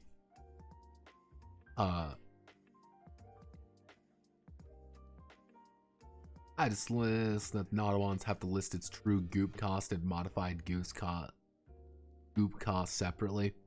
The thing is, I'm worried with that people are going to think of being like, oh, well, here's like the modified version of it. Like, oh, well, maybe I get it back or something. Like, no. That's why I'm like in a step-by-step process. I'm going to kind of like highlight them. I'll most likely put like a little side note here, being a little bit more conversational with it. Why? Of all the time to stream, why? You mean about 8 o'clock? 8 o'clock on a Friday night?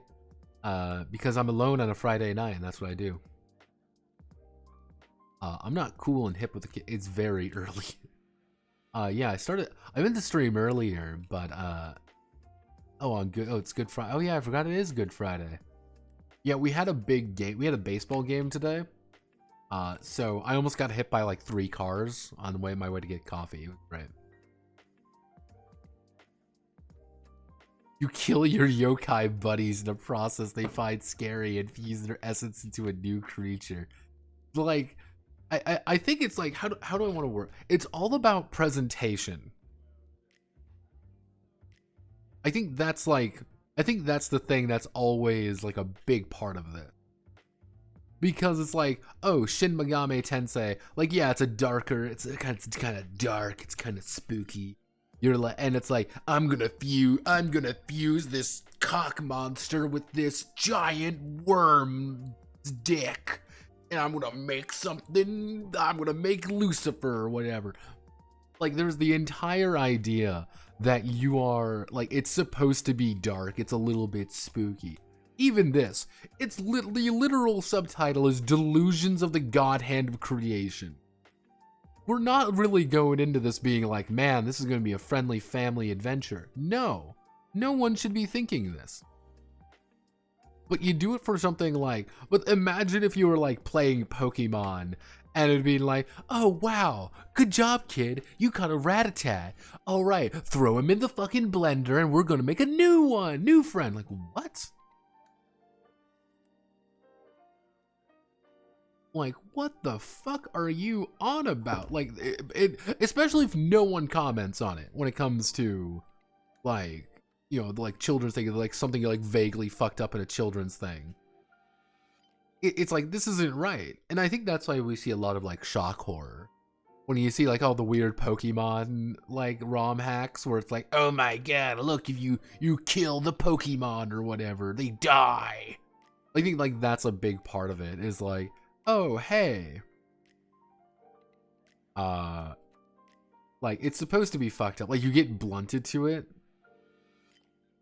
Like, literally, explanation how the system works is a yokai saying he's scared to getting fused. It's like, that's fucked up. And the thing is, like, probably if you read the Japanese version, it's something like, oh, well, I'm a little unexpected. I don't really know how this is going on, and I'm a little bit freaked out. You're not going to do it right.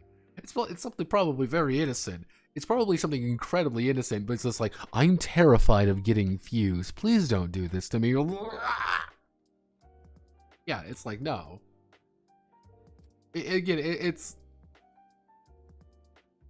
like one of those things where you're like playing a fucking like little children. It's like you're playing Animal Crossing and you go into one person's house and they just fucking hung themselves. It's like, oh, oh, what the fuck? And everyone just like, oh man, your island wasn't very good. Like, what the fuck? No.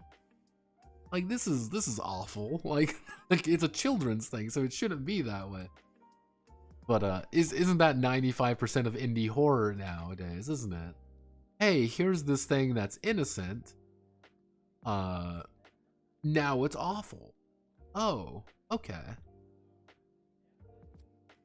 Notepad add-on, you have been to a furry con. You can find a date or a one-night stand at an IKEA bar. No. That does not correlate to anything. The magic of context, everybody. Yeah, exactly. That's the funny thing. It's the magic of fucking context. And I think that really informs things. Again, that's like the funny thing with indie horror, is that it's like, here's a cute thing that you knew, and here's now it being scary. Yay! Oh, okay. It's happy, it's sad, it's scary, it's...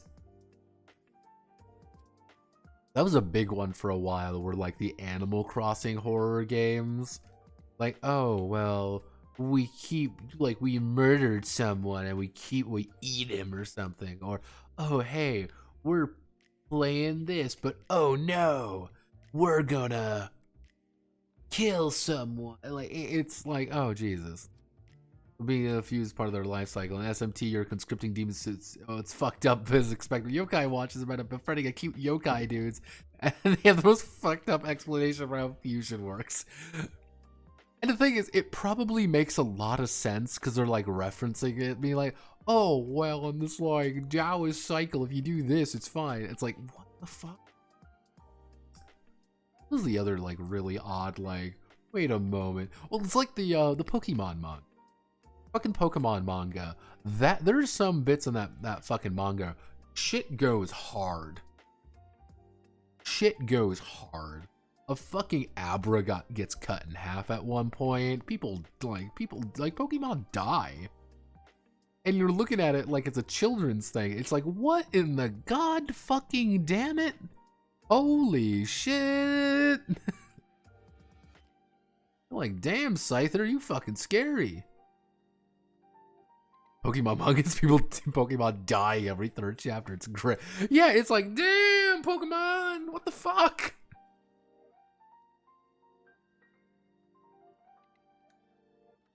Hit Pokemon just beat the shit out of one another. They accept the trainer. Yeah, Pokemon manga shit goes hard,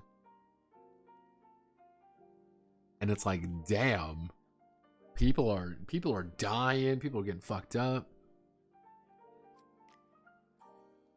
Like one chapter, you have a dude explaining how he spent his life gathering, befriending, and Reggies, only for them to die next page. Oh god.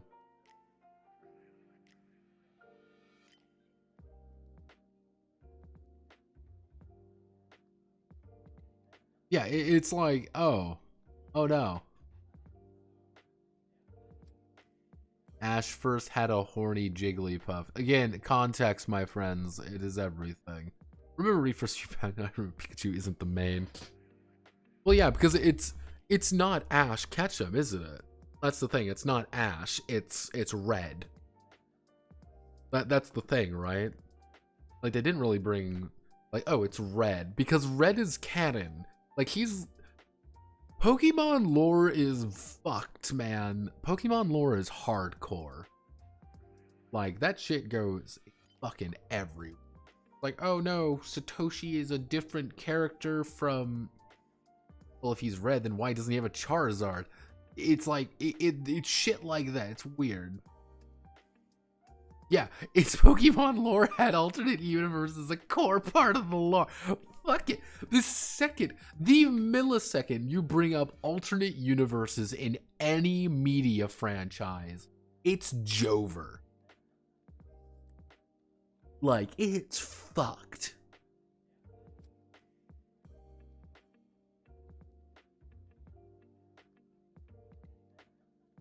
It's so over, bros.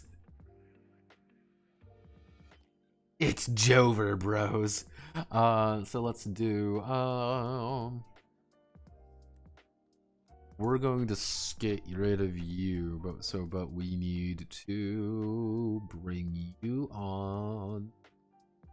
Here comes the boys. Bring on the men. The Notamons, cognitive intelligence, and cognitive function, function and rationale.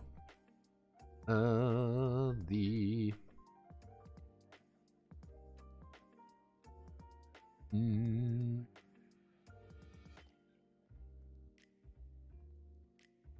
rationale.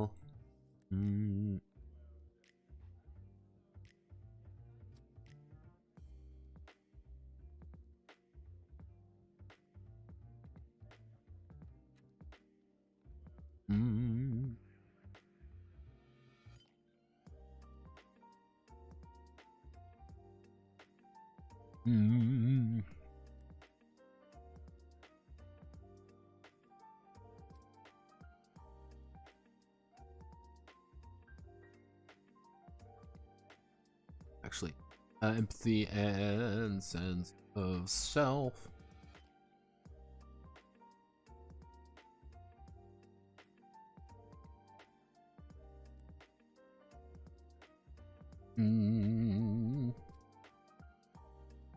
Go not on, not a mound. Gotta catch 'em all, not a mound.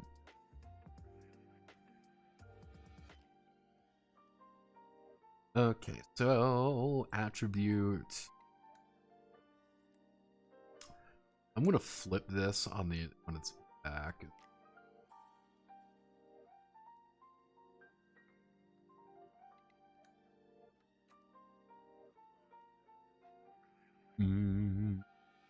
Actually, yeah. 12, 10.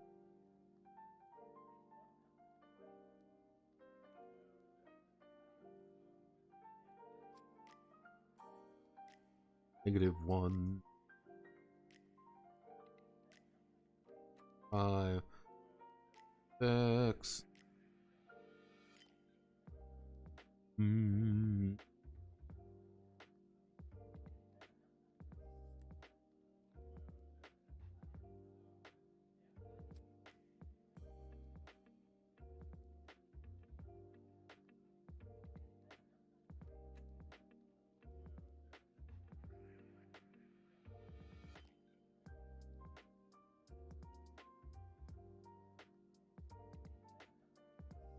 Okay, so we do this. Table properties. We'll keep it. So this is what your attribute's going to look like. So if I want to, let's say we want to make Buttermer.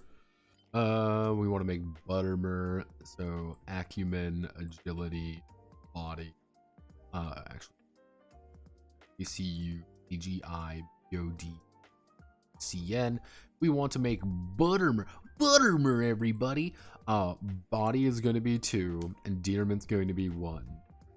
So this is going to be 4, and this is going to be 2.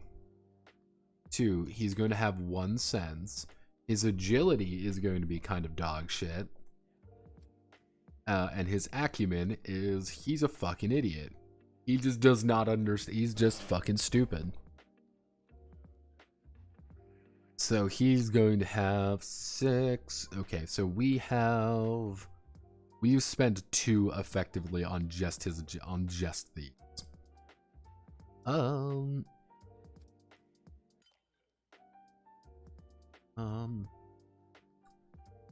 Actually, you know what we can do?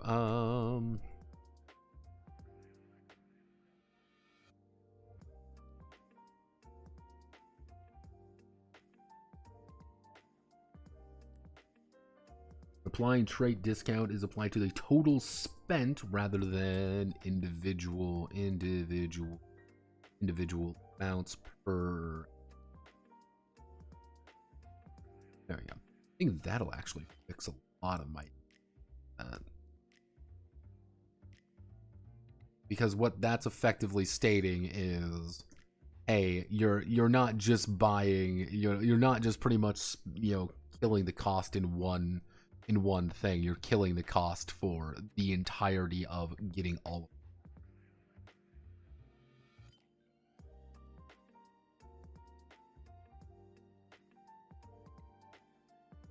Hmm.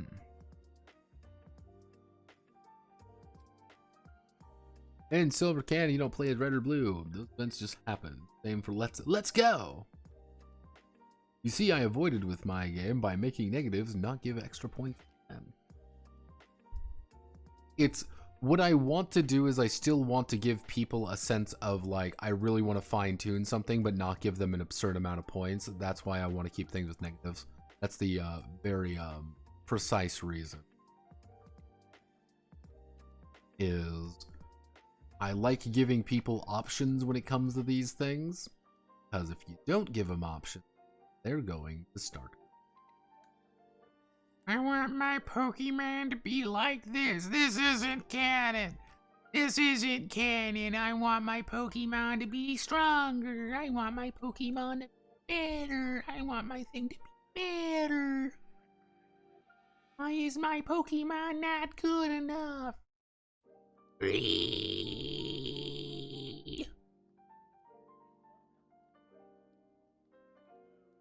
This is in no way speaking from experience.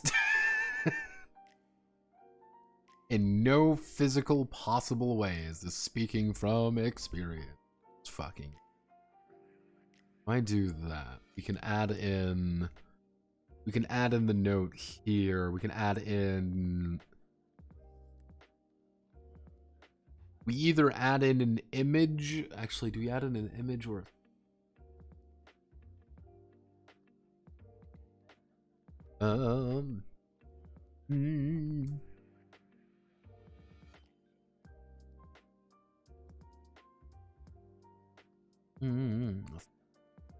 Right, let's see if we can actually do this correctly. It's gonna be really funny if it works and really bad if it doesn't. Side note. Side note,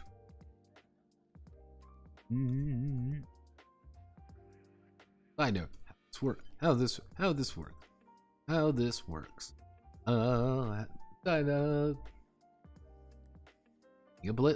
Being a bit blunt here, but if you take a negative,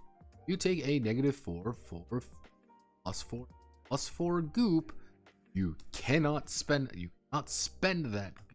Actually, you do not quote gain that goop. It's just cheaper. You do not gain that goop. You can just redistribute it elsewhere for the. You can just redistribute it elsewhere. Elsewhere. Keep this in mind when applying your discount. Right? Discounts. You cannot gain anything from the discounts. Discounts only reduce the cost. That's kind of like the big thing I want to make like a pretty consistent note about is you don't get anything from the discount. You can't refund it or whatever. That's not how that works. Is you just reduce the cost potentially to 0.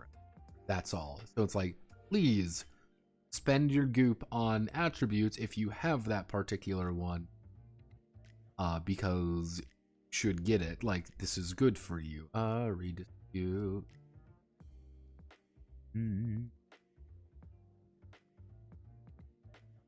You.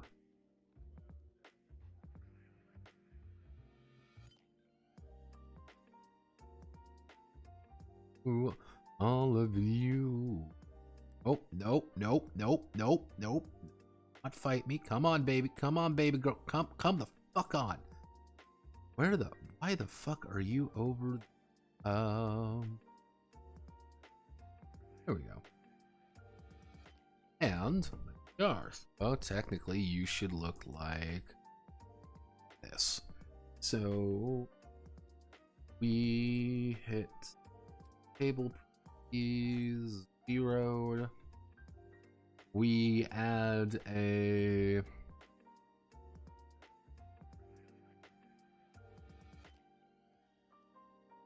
an image right here on the bottom to have a nice little corner bit. A little bit easy to understand. Reads from A to B. We understand what all our attributes are. We understand the cost. We understand kind of how it works a little bit. Clarification. We also can put an image right there. It'll probably be a stupid looking Pokemon.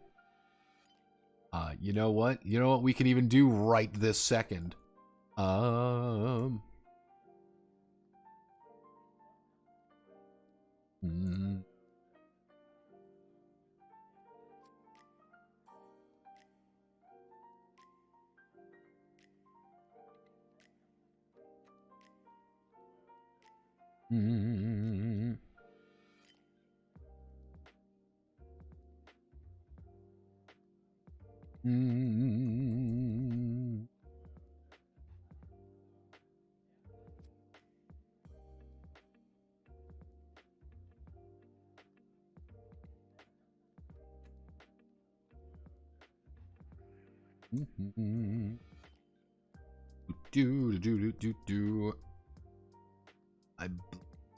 I should be.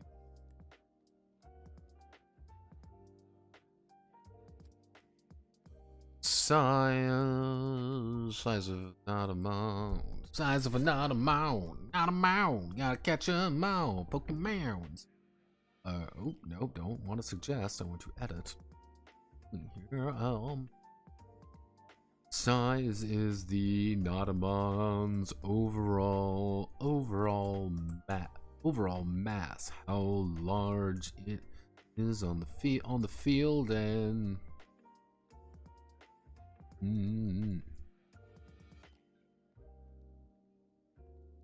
its looming threat to others. Larger Notamon moves. Larger Notamon are slower, but have a higher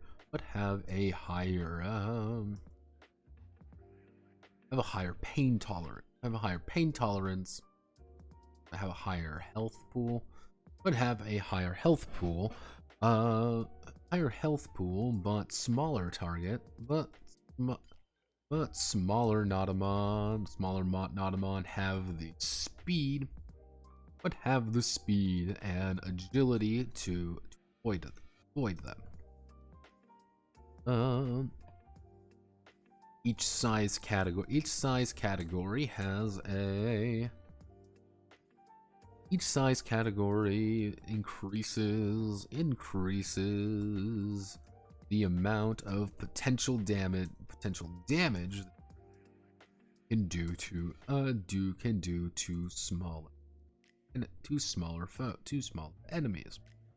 For example, a large Notamon will increase enemies by +2. +2. For example, a large Notamon is attacking a small Notamon. They have a +4 large, normal, small.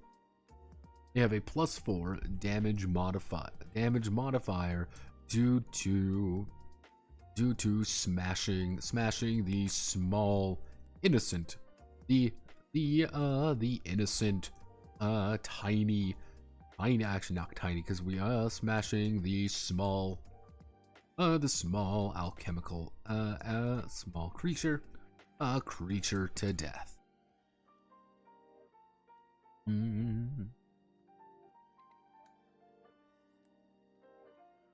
Actually, D4, D6.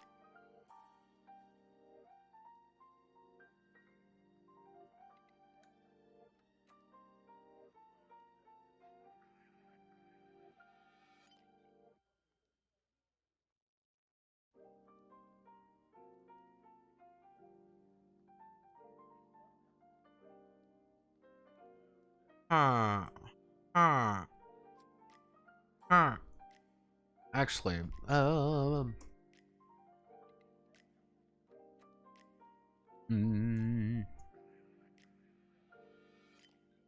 Reach size category increase the amount of potential damage they can do to smaller enemy.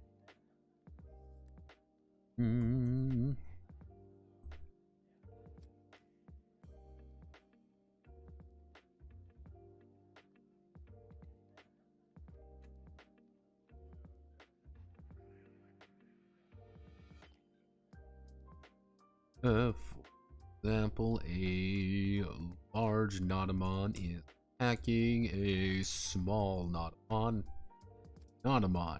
They will have a plus D6 damage, plus D6, large, normal, small damage, plus D6 damage due to smashing the small creature.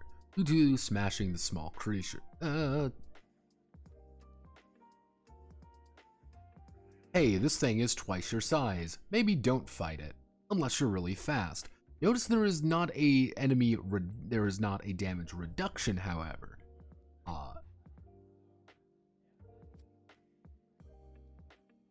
Very important note, there is not a damage reduction, there is just a damage increase. So it's not like, hey, playing a tiny creature isn't like universally terrible. It's playing a tiny creature means you're just trying to move faster. Actually,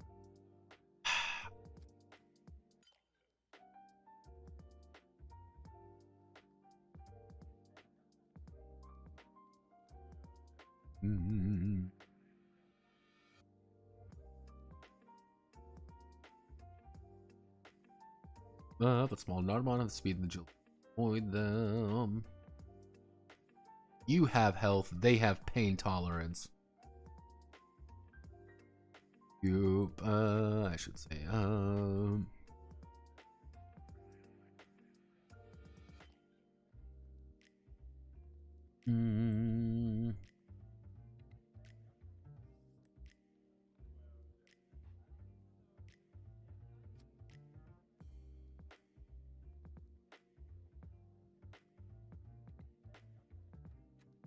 there's a chance with like a really huge fucking creature that you just will not properly.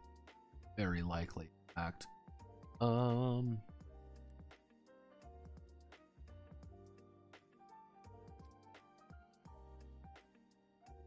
If you max out, the way I'm looking at it, if you max out size, if you max out Flamel, to the point where you have barely any skin left on your body, you will be able to effectively get very large Notamon for free.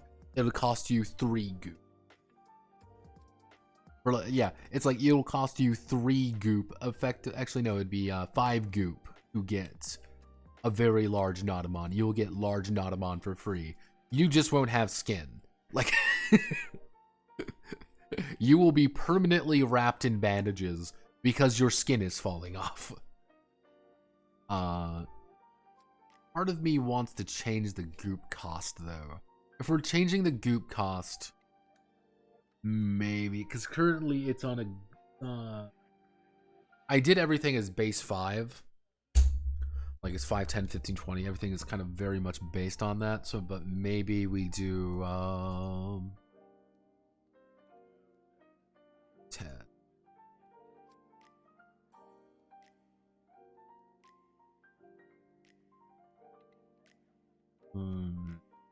Maybe we do, because you're getting technically less for being smaller. So maybe we do like 10, 5, 0, like 7.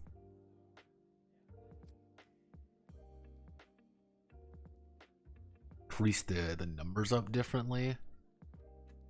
Unless we do something like this. Like we just double it effectively. You double up. That would make getting huge a lot more expensive. And it wouldn't be as likely. So, but that's also going to cause most creatures are going to end up gravitating probably around most frontliners are probably going to gravitate around large to very large. At full price of a 10 discount, you can get up to large for free. Very large will cost you 10. Huge is only going to cost you 30. But at that point, if you have 5 ranks in that, that's 30. And it's a pretty big discount already. That's 10 off. That's, 10 points you can spend elsewhere. Not really going to be part of your major budget. That might be what you want to do with it.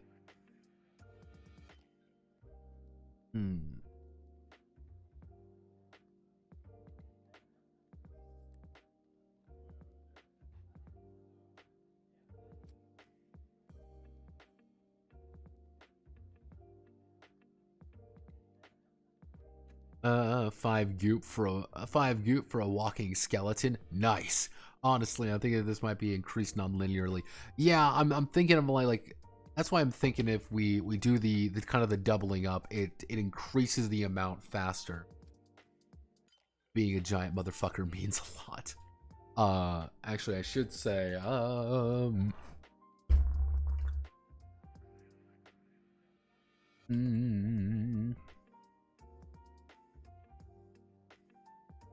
So if we do the math like we keep the math 5, 10, 20, 40. If we bump the math up like this, she's going to be larger unless we want to change the math. We change the math in another way. How would we do that? How would we...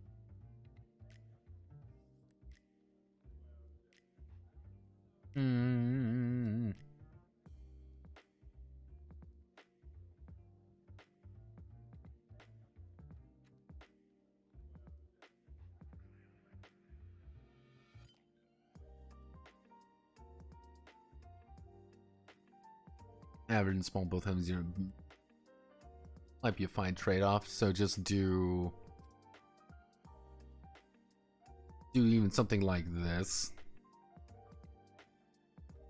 So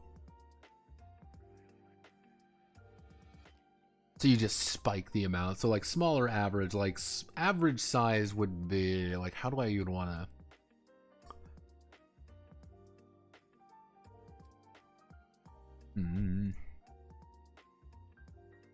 How big is a Pikachu? 13.2 pounds.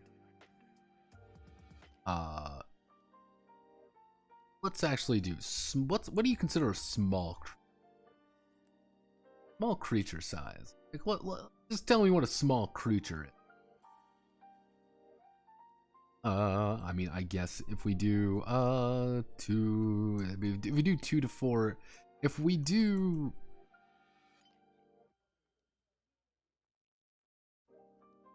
yeah, I'm using fucking D. Have this here.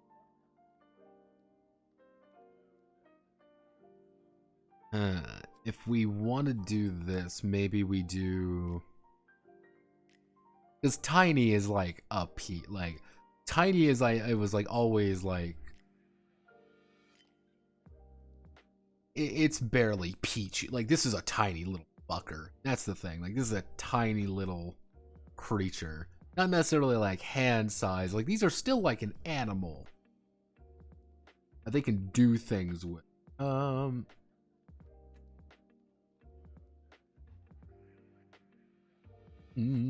Actually, you know what? That's a smallest Pokemon is a Joltik. Let's look at what a Joltik is. Wow, it's a little fucking bug. It's a bug. That's not a Pokemon. That's just a bug. That's a bug. That's nothing.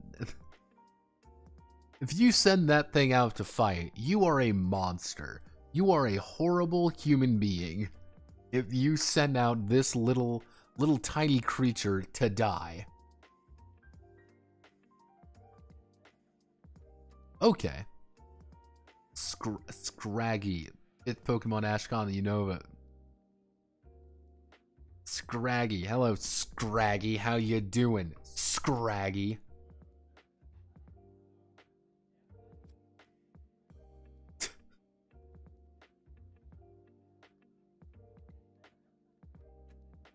Yeah, Yeah, I'm not gonna send out a tiny little fucking. Okay, actually, you know what I'm gonna do? I'm gonna use literal animals for this. I'm gonna go with deer.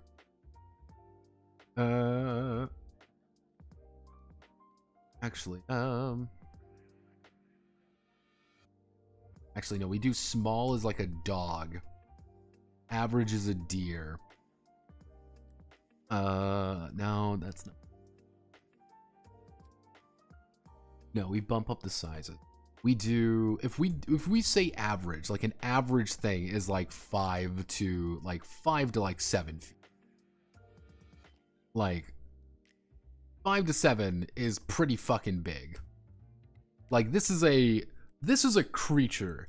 Because my idea for like the goop cops being like lighter is like this is still an animal. That's a big fucking thing. It's a lot easier to shape this thing. It's not complicated. Like why would it be? Like it's a creature that you've been trained to do about this size. This is a war animal.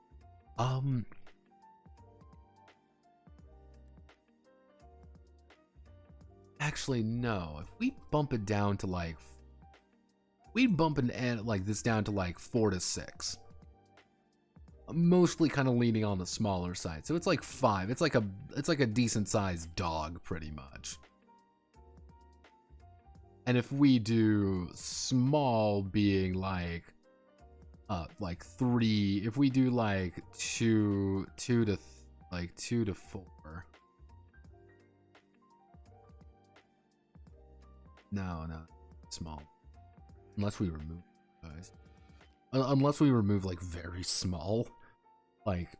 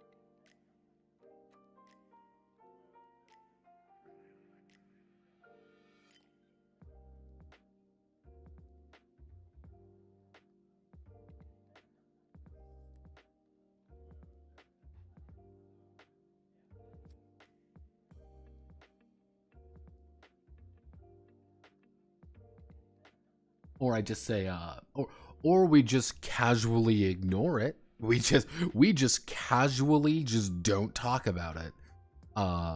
Which is very likely. Because Pikachu is a tiny creature effectively according to D&D anyway. Pikachu's a tiny creature. But they also go to like, oh, this is like a massive fucking like gargantuan creature. I mean, if we use this, like this would be like 6 inches. We'll say like 6 inches. Mm.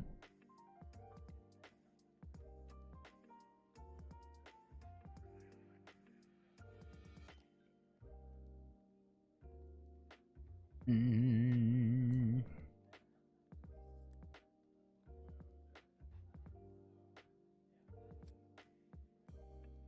6 to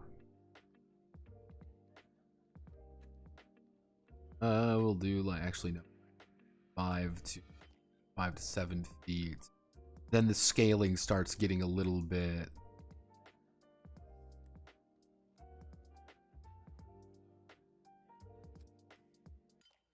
like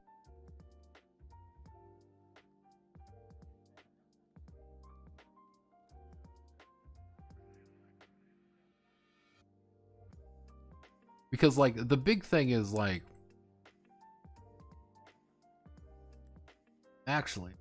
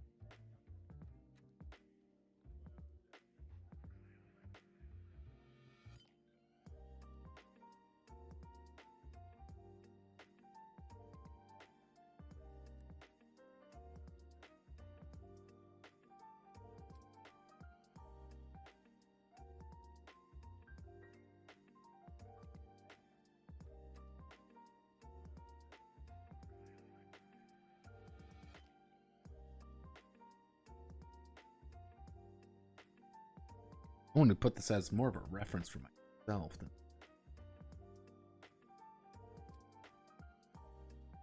Yeah, no, I'll probably have to slap an image, like, because the idea is, like, tiny is something like, I can hold this in my hands kind of thing. Like, a tiny creature is like a rat. Like, a very small creature is like, oh, cool. It's like, if I were to use, like, my arm, for example, a tiny creature fits in one hand. A very small creature fits in two hands. Small creature is something I kind of have to use, like, my arm almost to, like, carry around. Like, it's something that's like, okay, this got a little bit. There's clearly, like, an animal here that I'm like, a cat is small. Not even a cat would be, like, very small because I can hold in, like, two hands. Like, a small animal is like you said, like a lamb. Like, you kind of need, like, two hands to kind of gotta use your arm a little. Like, average is average size person kind of thing. 5 to 6 feet. Yeah, I'll probably have to do. I don't quite know how I want to do it yet. Shapes and forms. Okay, we're gonna stop here today. We're gonna do shapes and forms, and but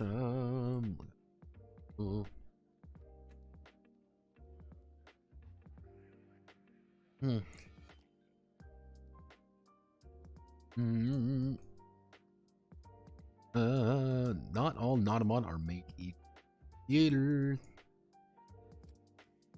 The creators have pushed boundaries and come to understand the various nuances of creating a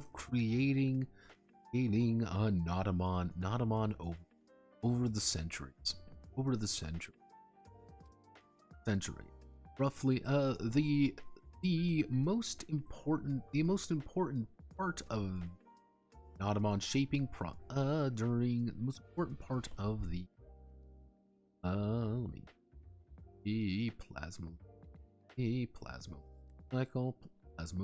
plasmolysis. Oh, the important part of the plasmolysis cycle is determining the shape. Form.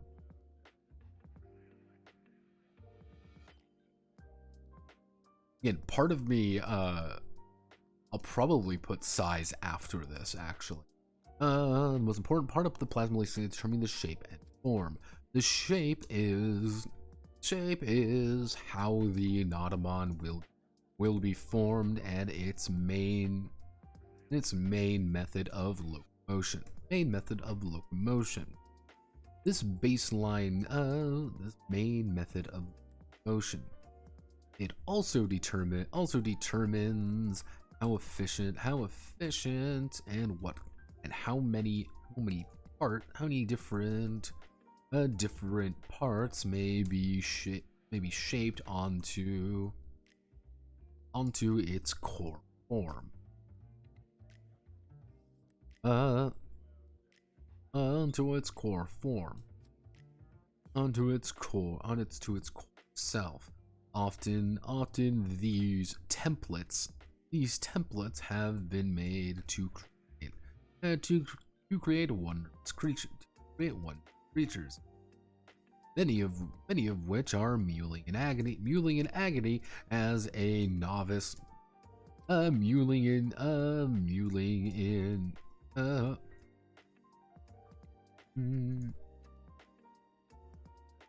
novice creator attempts to create a sphere,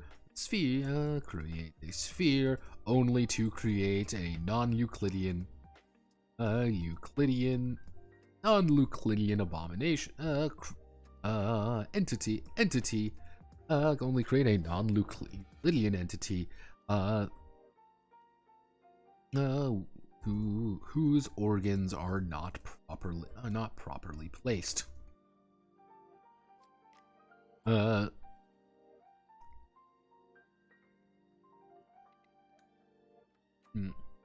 The form is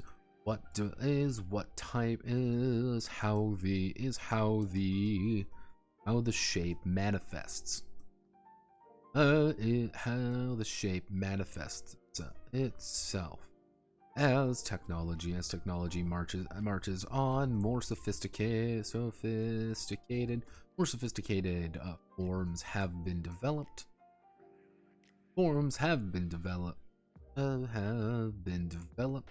Including strictly mechanical entity. However, it has the traditionalist organic focused Notamon organic focused creators balk at the use of these wind up toys as they forsake the intention of the Notamon footnote that intention being blood sport.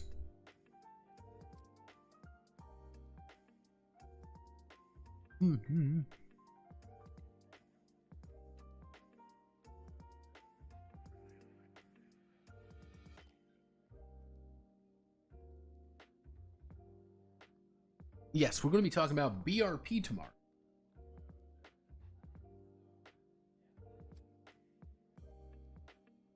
Good old BRP.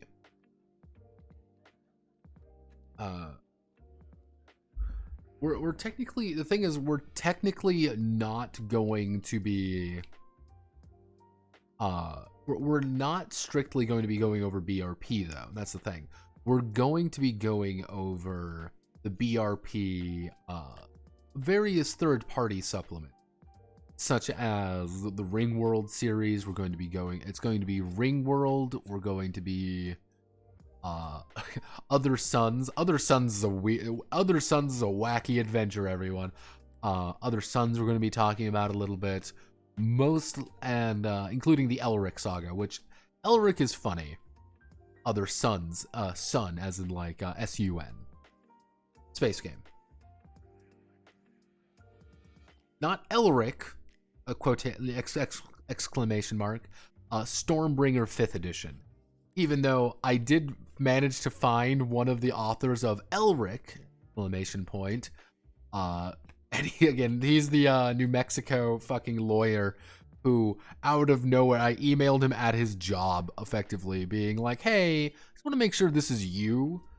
He's like, yeah, no, that's me. I'm like, you look so normal. And yet you were fundamental to how the parry rules work in Stormbringer and BRP. Cool. It is funny though, like going over the system in general, like a majority of the time there's going to be one person I need to bring up. Like legitimately there's one person, and that's Lynn Willis. But Lynn is dead. But he really doesn't need any much more introduction, really, besides he's Lynn.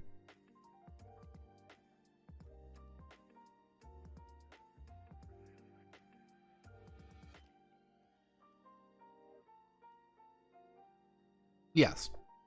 Elric was a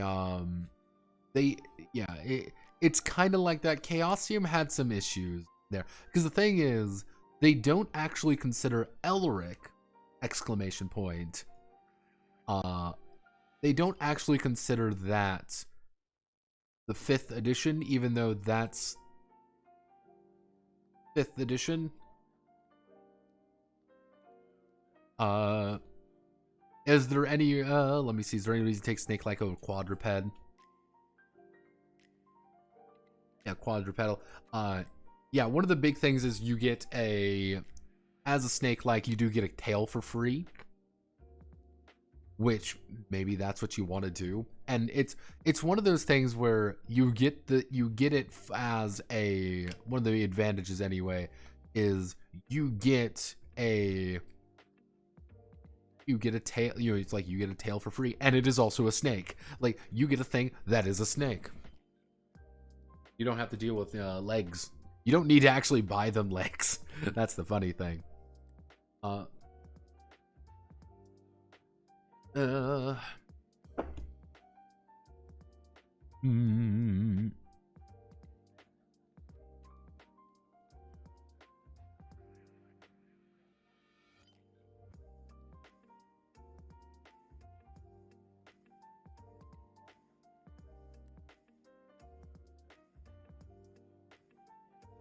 Hmm.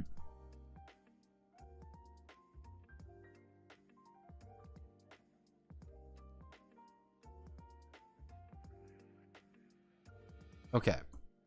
Shapes. Let's do amorphous is blob monster. I'm just gonna put a note for my blob monster. Actually.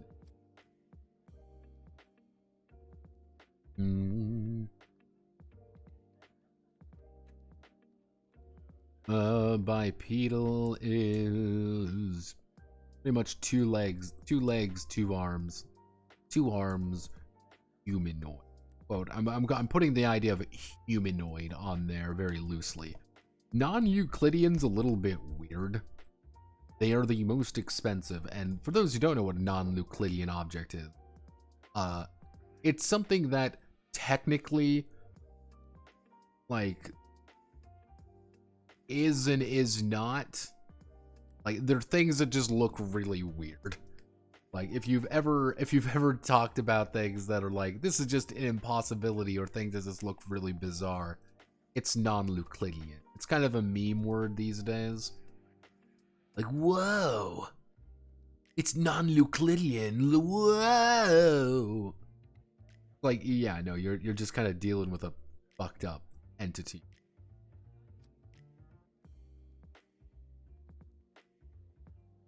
It is something without a clear shape. That's the kind of the best way to work. Like, yeah, let's see. Do we have any geometry that's not as same as Euclidean geometry? Ta-da! That's the best way. Polygonal, like fucking polygon. Quadrupedal simulacrum. Simulacrum is.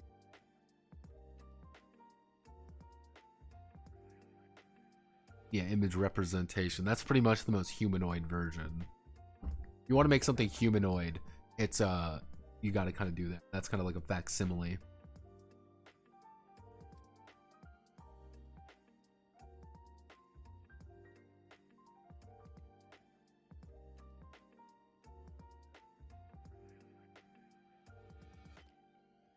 I think COC is the most popular of all BRP games. It's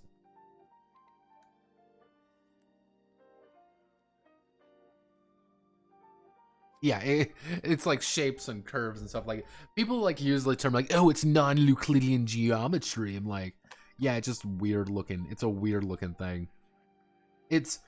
I'm gonna talk about COC tomorrow, but we're not going over COC. That's an important thing. We're not going over something like RuneQuest or COC. Absolutely not. Why would I go over something incredibly popular? I need to go over things that aren't popular. It's one of those things I'm going to talk about it pretty early on, but the basic premise is, because Call of Cthulhu is so fucking popular, it has been completely, it's completely fucked the rest of BRP, if that makes sense. Call of Cthulhu is so irredeemably popular that it's impossible to like anything else using BRP is immediately overshadowed by the Call of Cthulhu. And I think that they've been trying their best to be like, BRP is its own thing, BRP is its own thing, BRP is its own thing.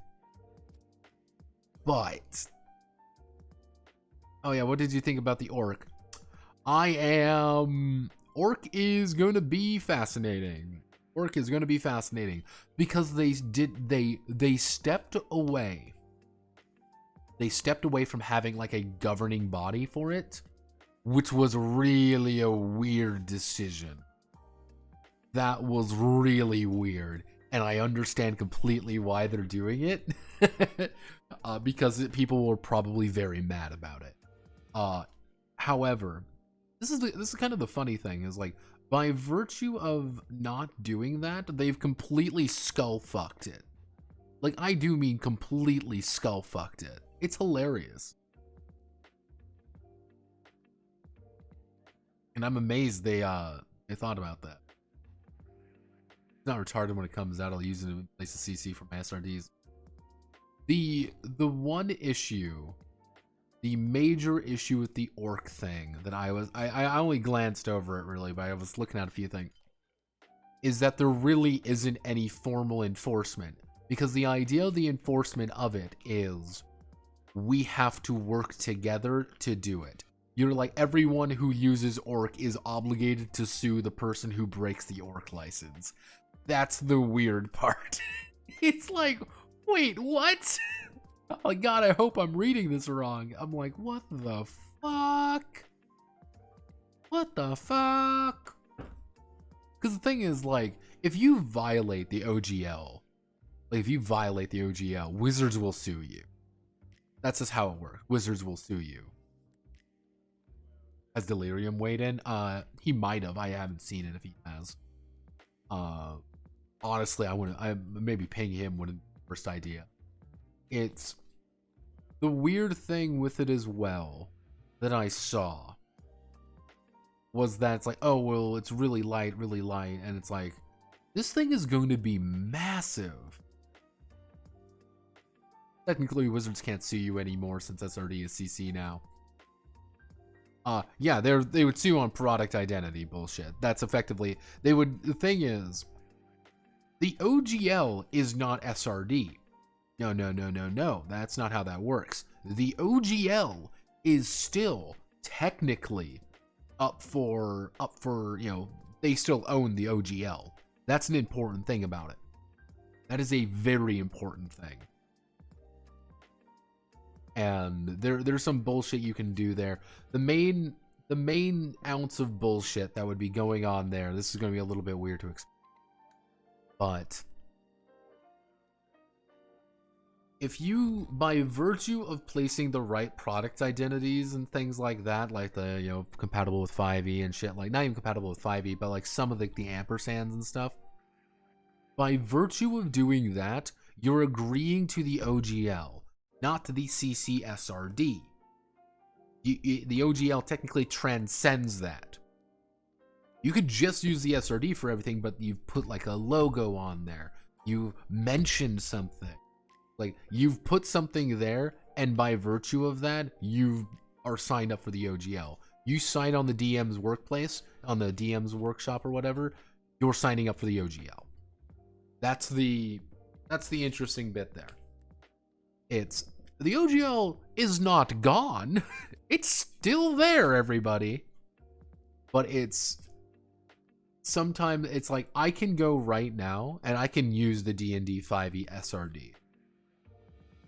Yeah, DM's Guild's a different license entirely from the OGL. Thank you for clarifying, even. But now, yeah, it's like you see they put the thing out for SRD, but they never did. They still have a shit ton of control, and they damn well know that. Even down to things like how the even down to things like subclasses and shit like that. Oh, you're fucked. Like, I don't think people quite understand that. Nothing changed. The DM's Guild's a fucking nothing changed, guys. Like, you gotta remember that. Nothing has actually changed at all. The only thing that has changed is that now there's a third license. All the things that's changed. It's lovely. I love it. I don't know about you, McDrussel. I think it's amazing. I love it when things are in anarchy. But yeah, I don't think work is gonna do too hot. I think you're gonna get a lot of people sign up for it, but I think you're also gonna get a lot of people who are gonna try to make their own.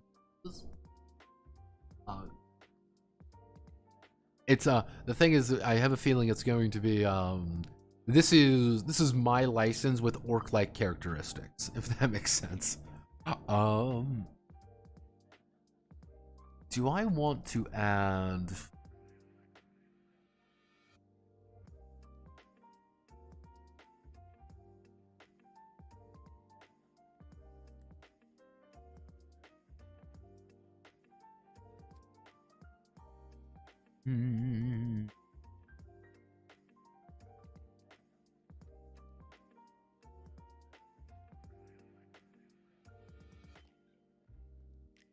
I guess we can do something like I guess we can do something like a stone.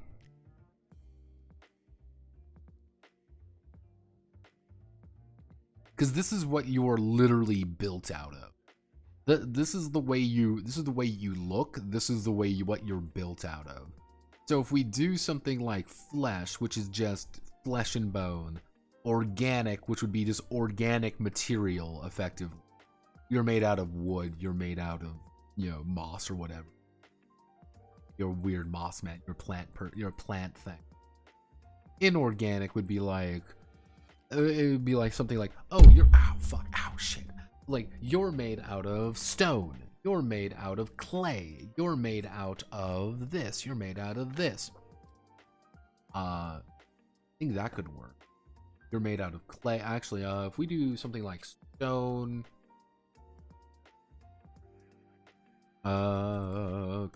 clay, mechanical, we can do metal, just like you're more golem-like.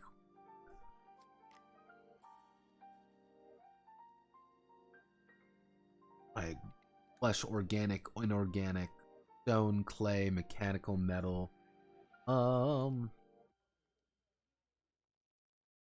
Technically, if I want to be, we could put something like elemental down.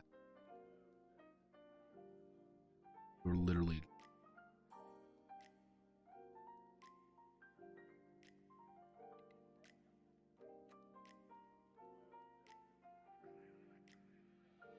Plus, if I'm reading it right, it's the mid. Yeah, it's like this weird middle ground of like CC and not. It's weird. Can I make a Notamon that's literally just a baseball bat I can swing at people? A little fucked up, but yeah, want. I guess wood would be. I think wood. Or do I want to keep things simple with just flesh, organic, inorganic, mechanical?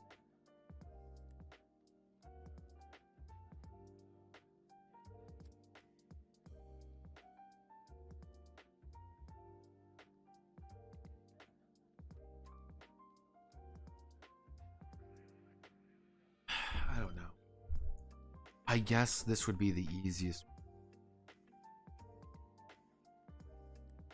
I guess this would be the easiest way of looking at it.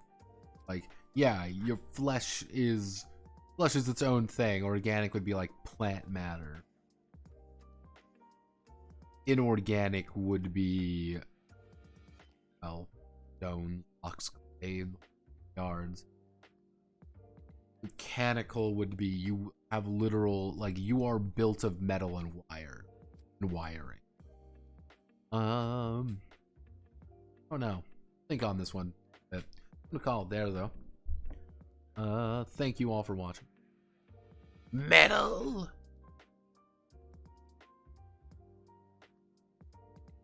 I don't know. Like, I part of me wants to be like, yeah, this is just an elemental creature you like combined together.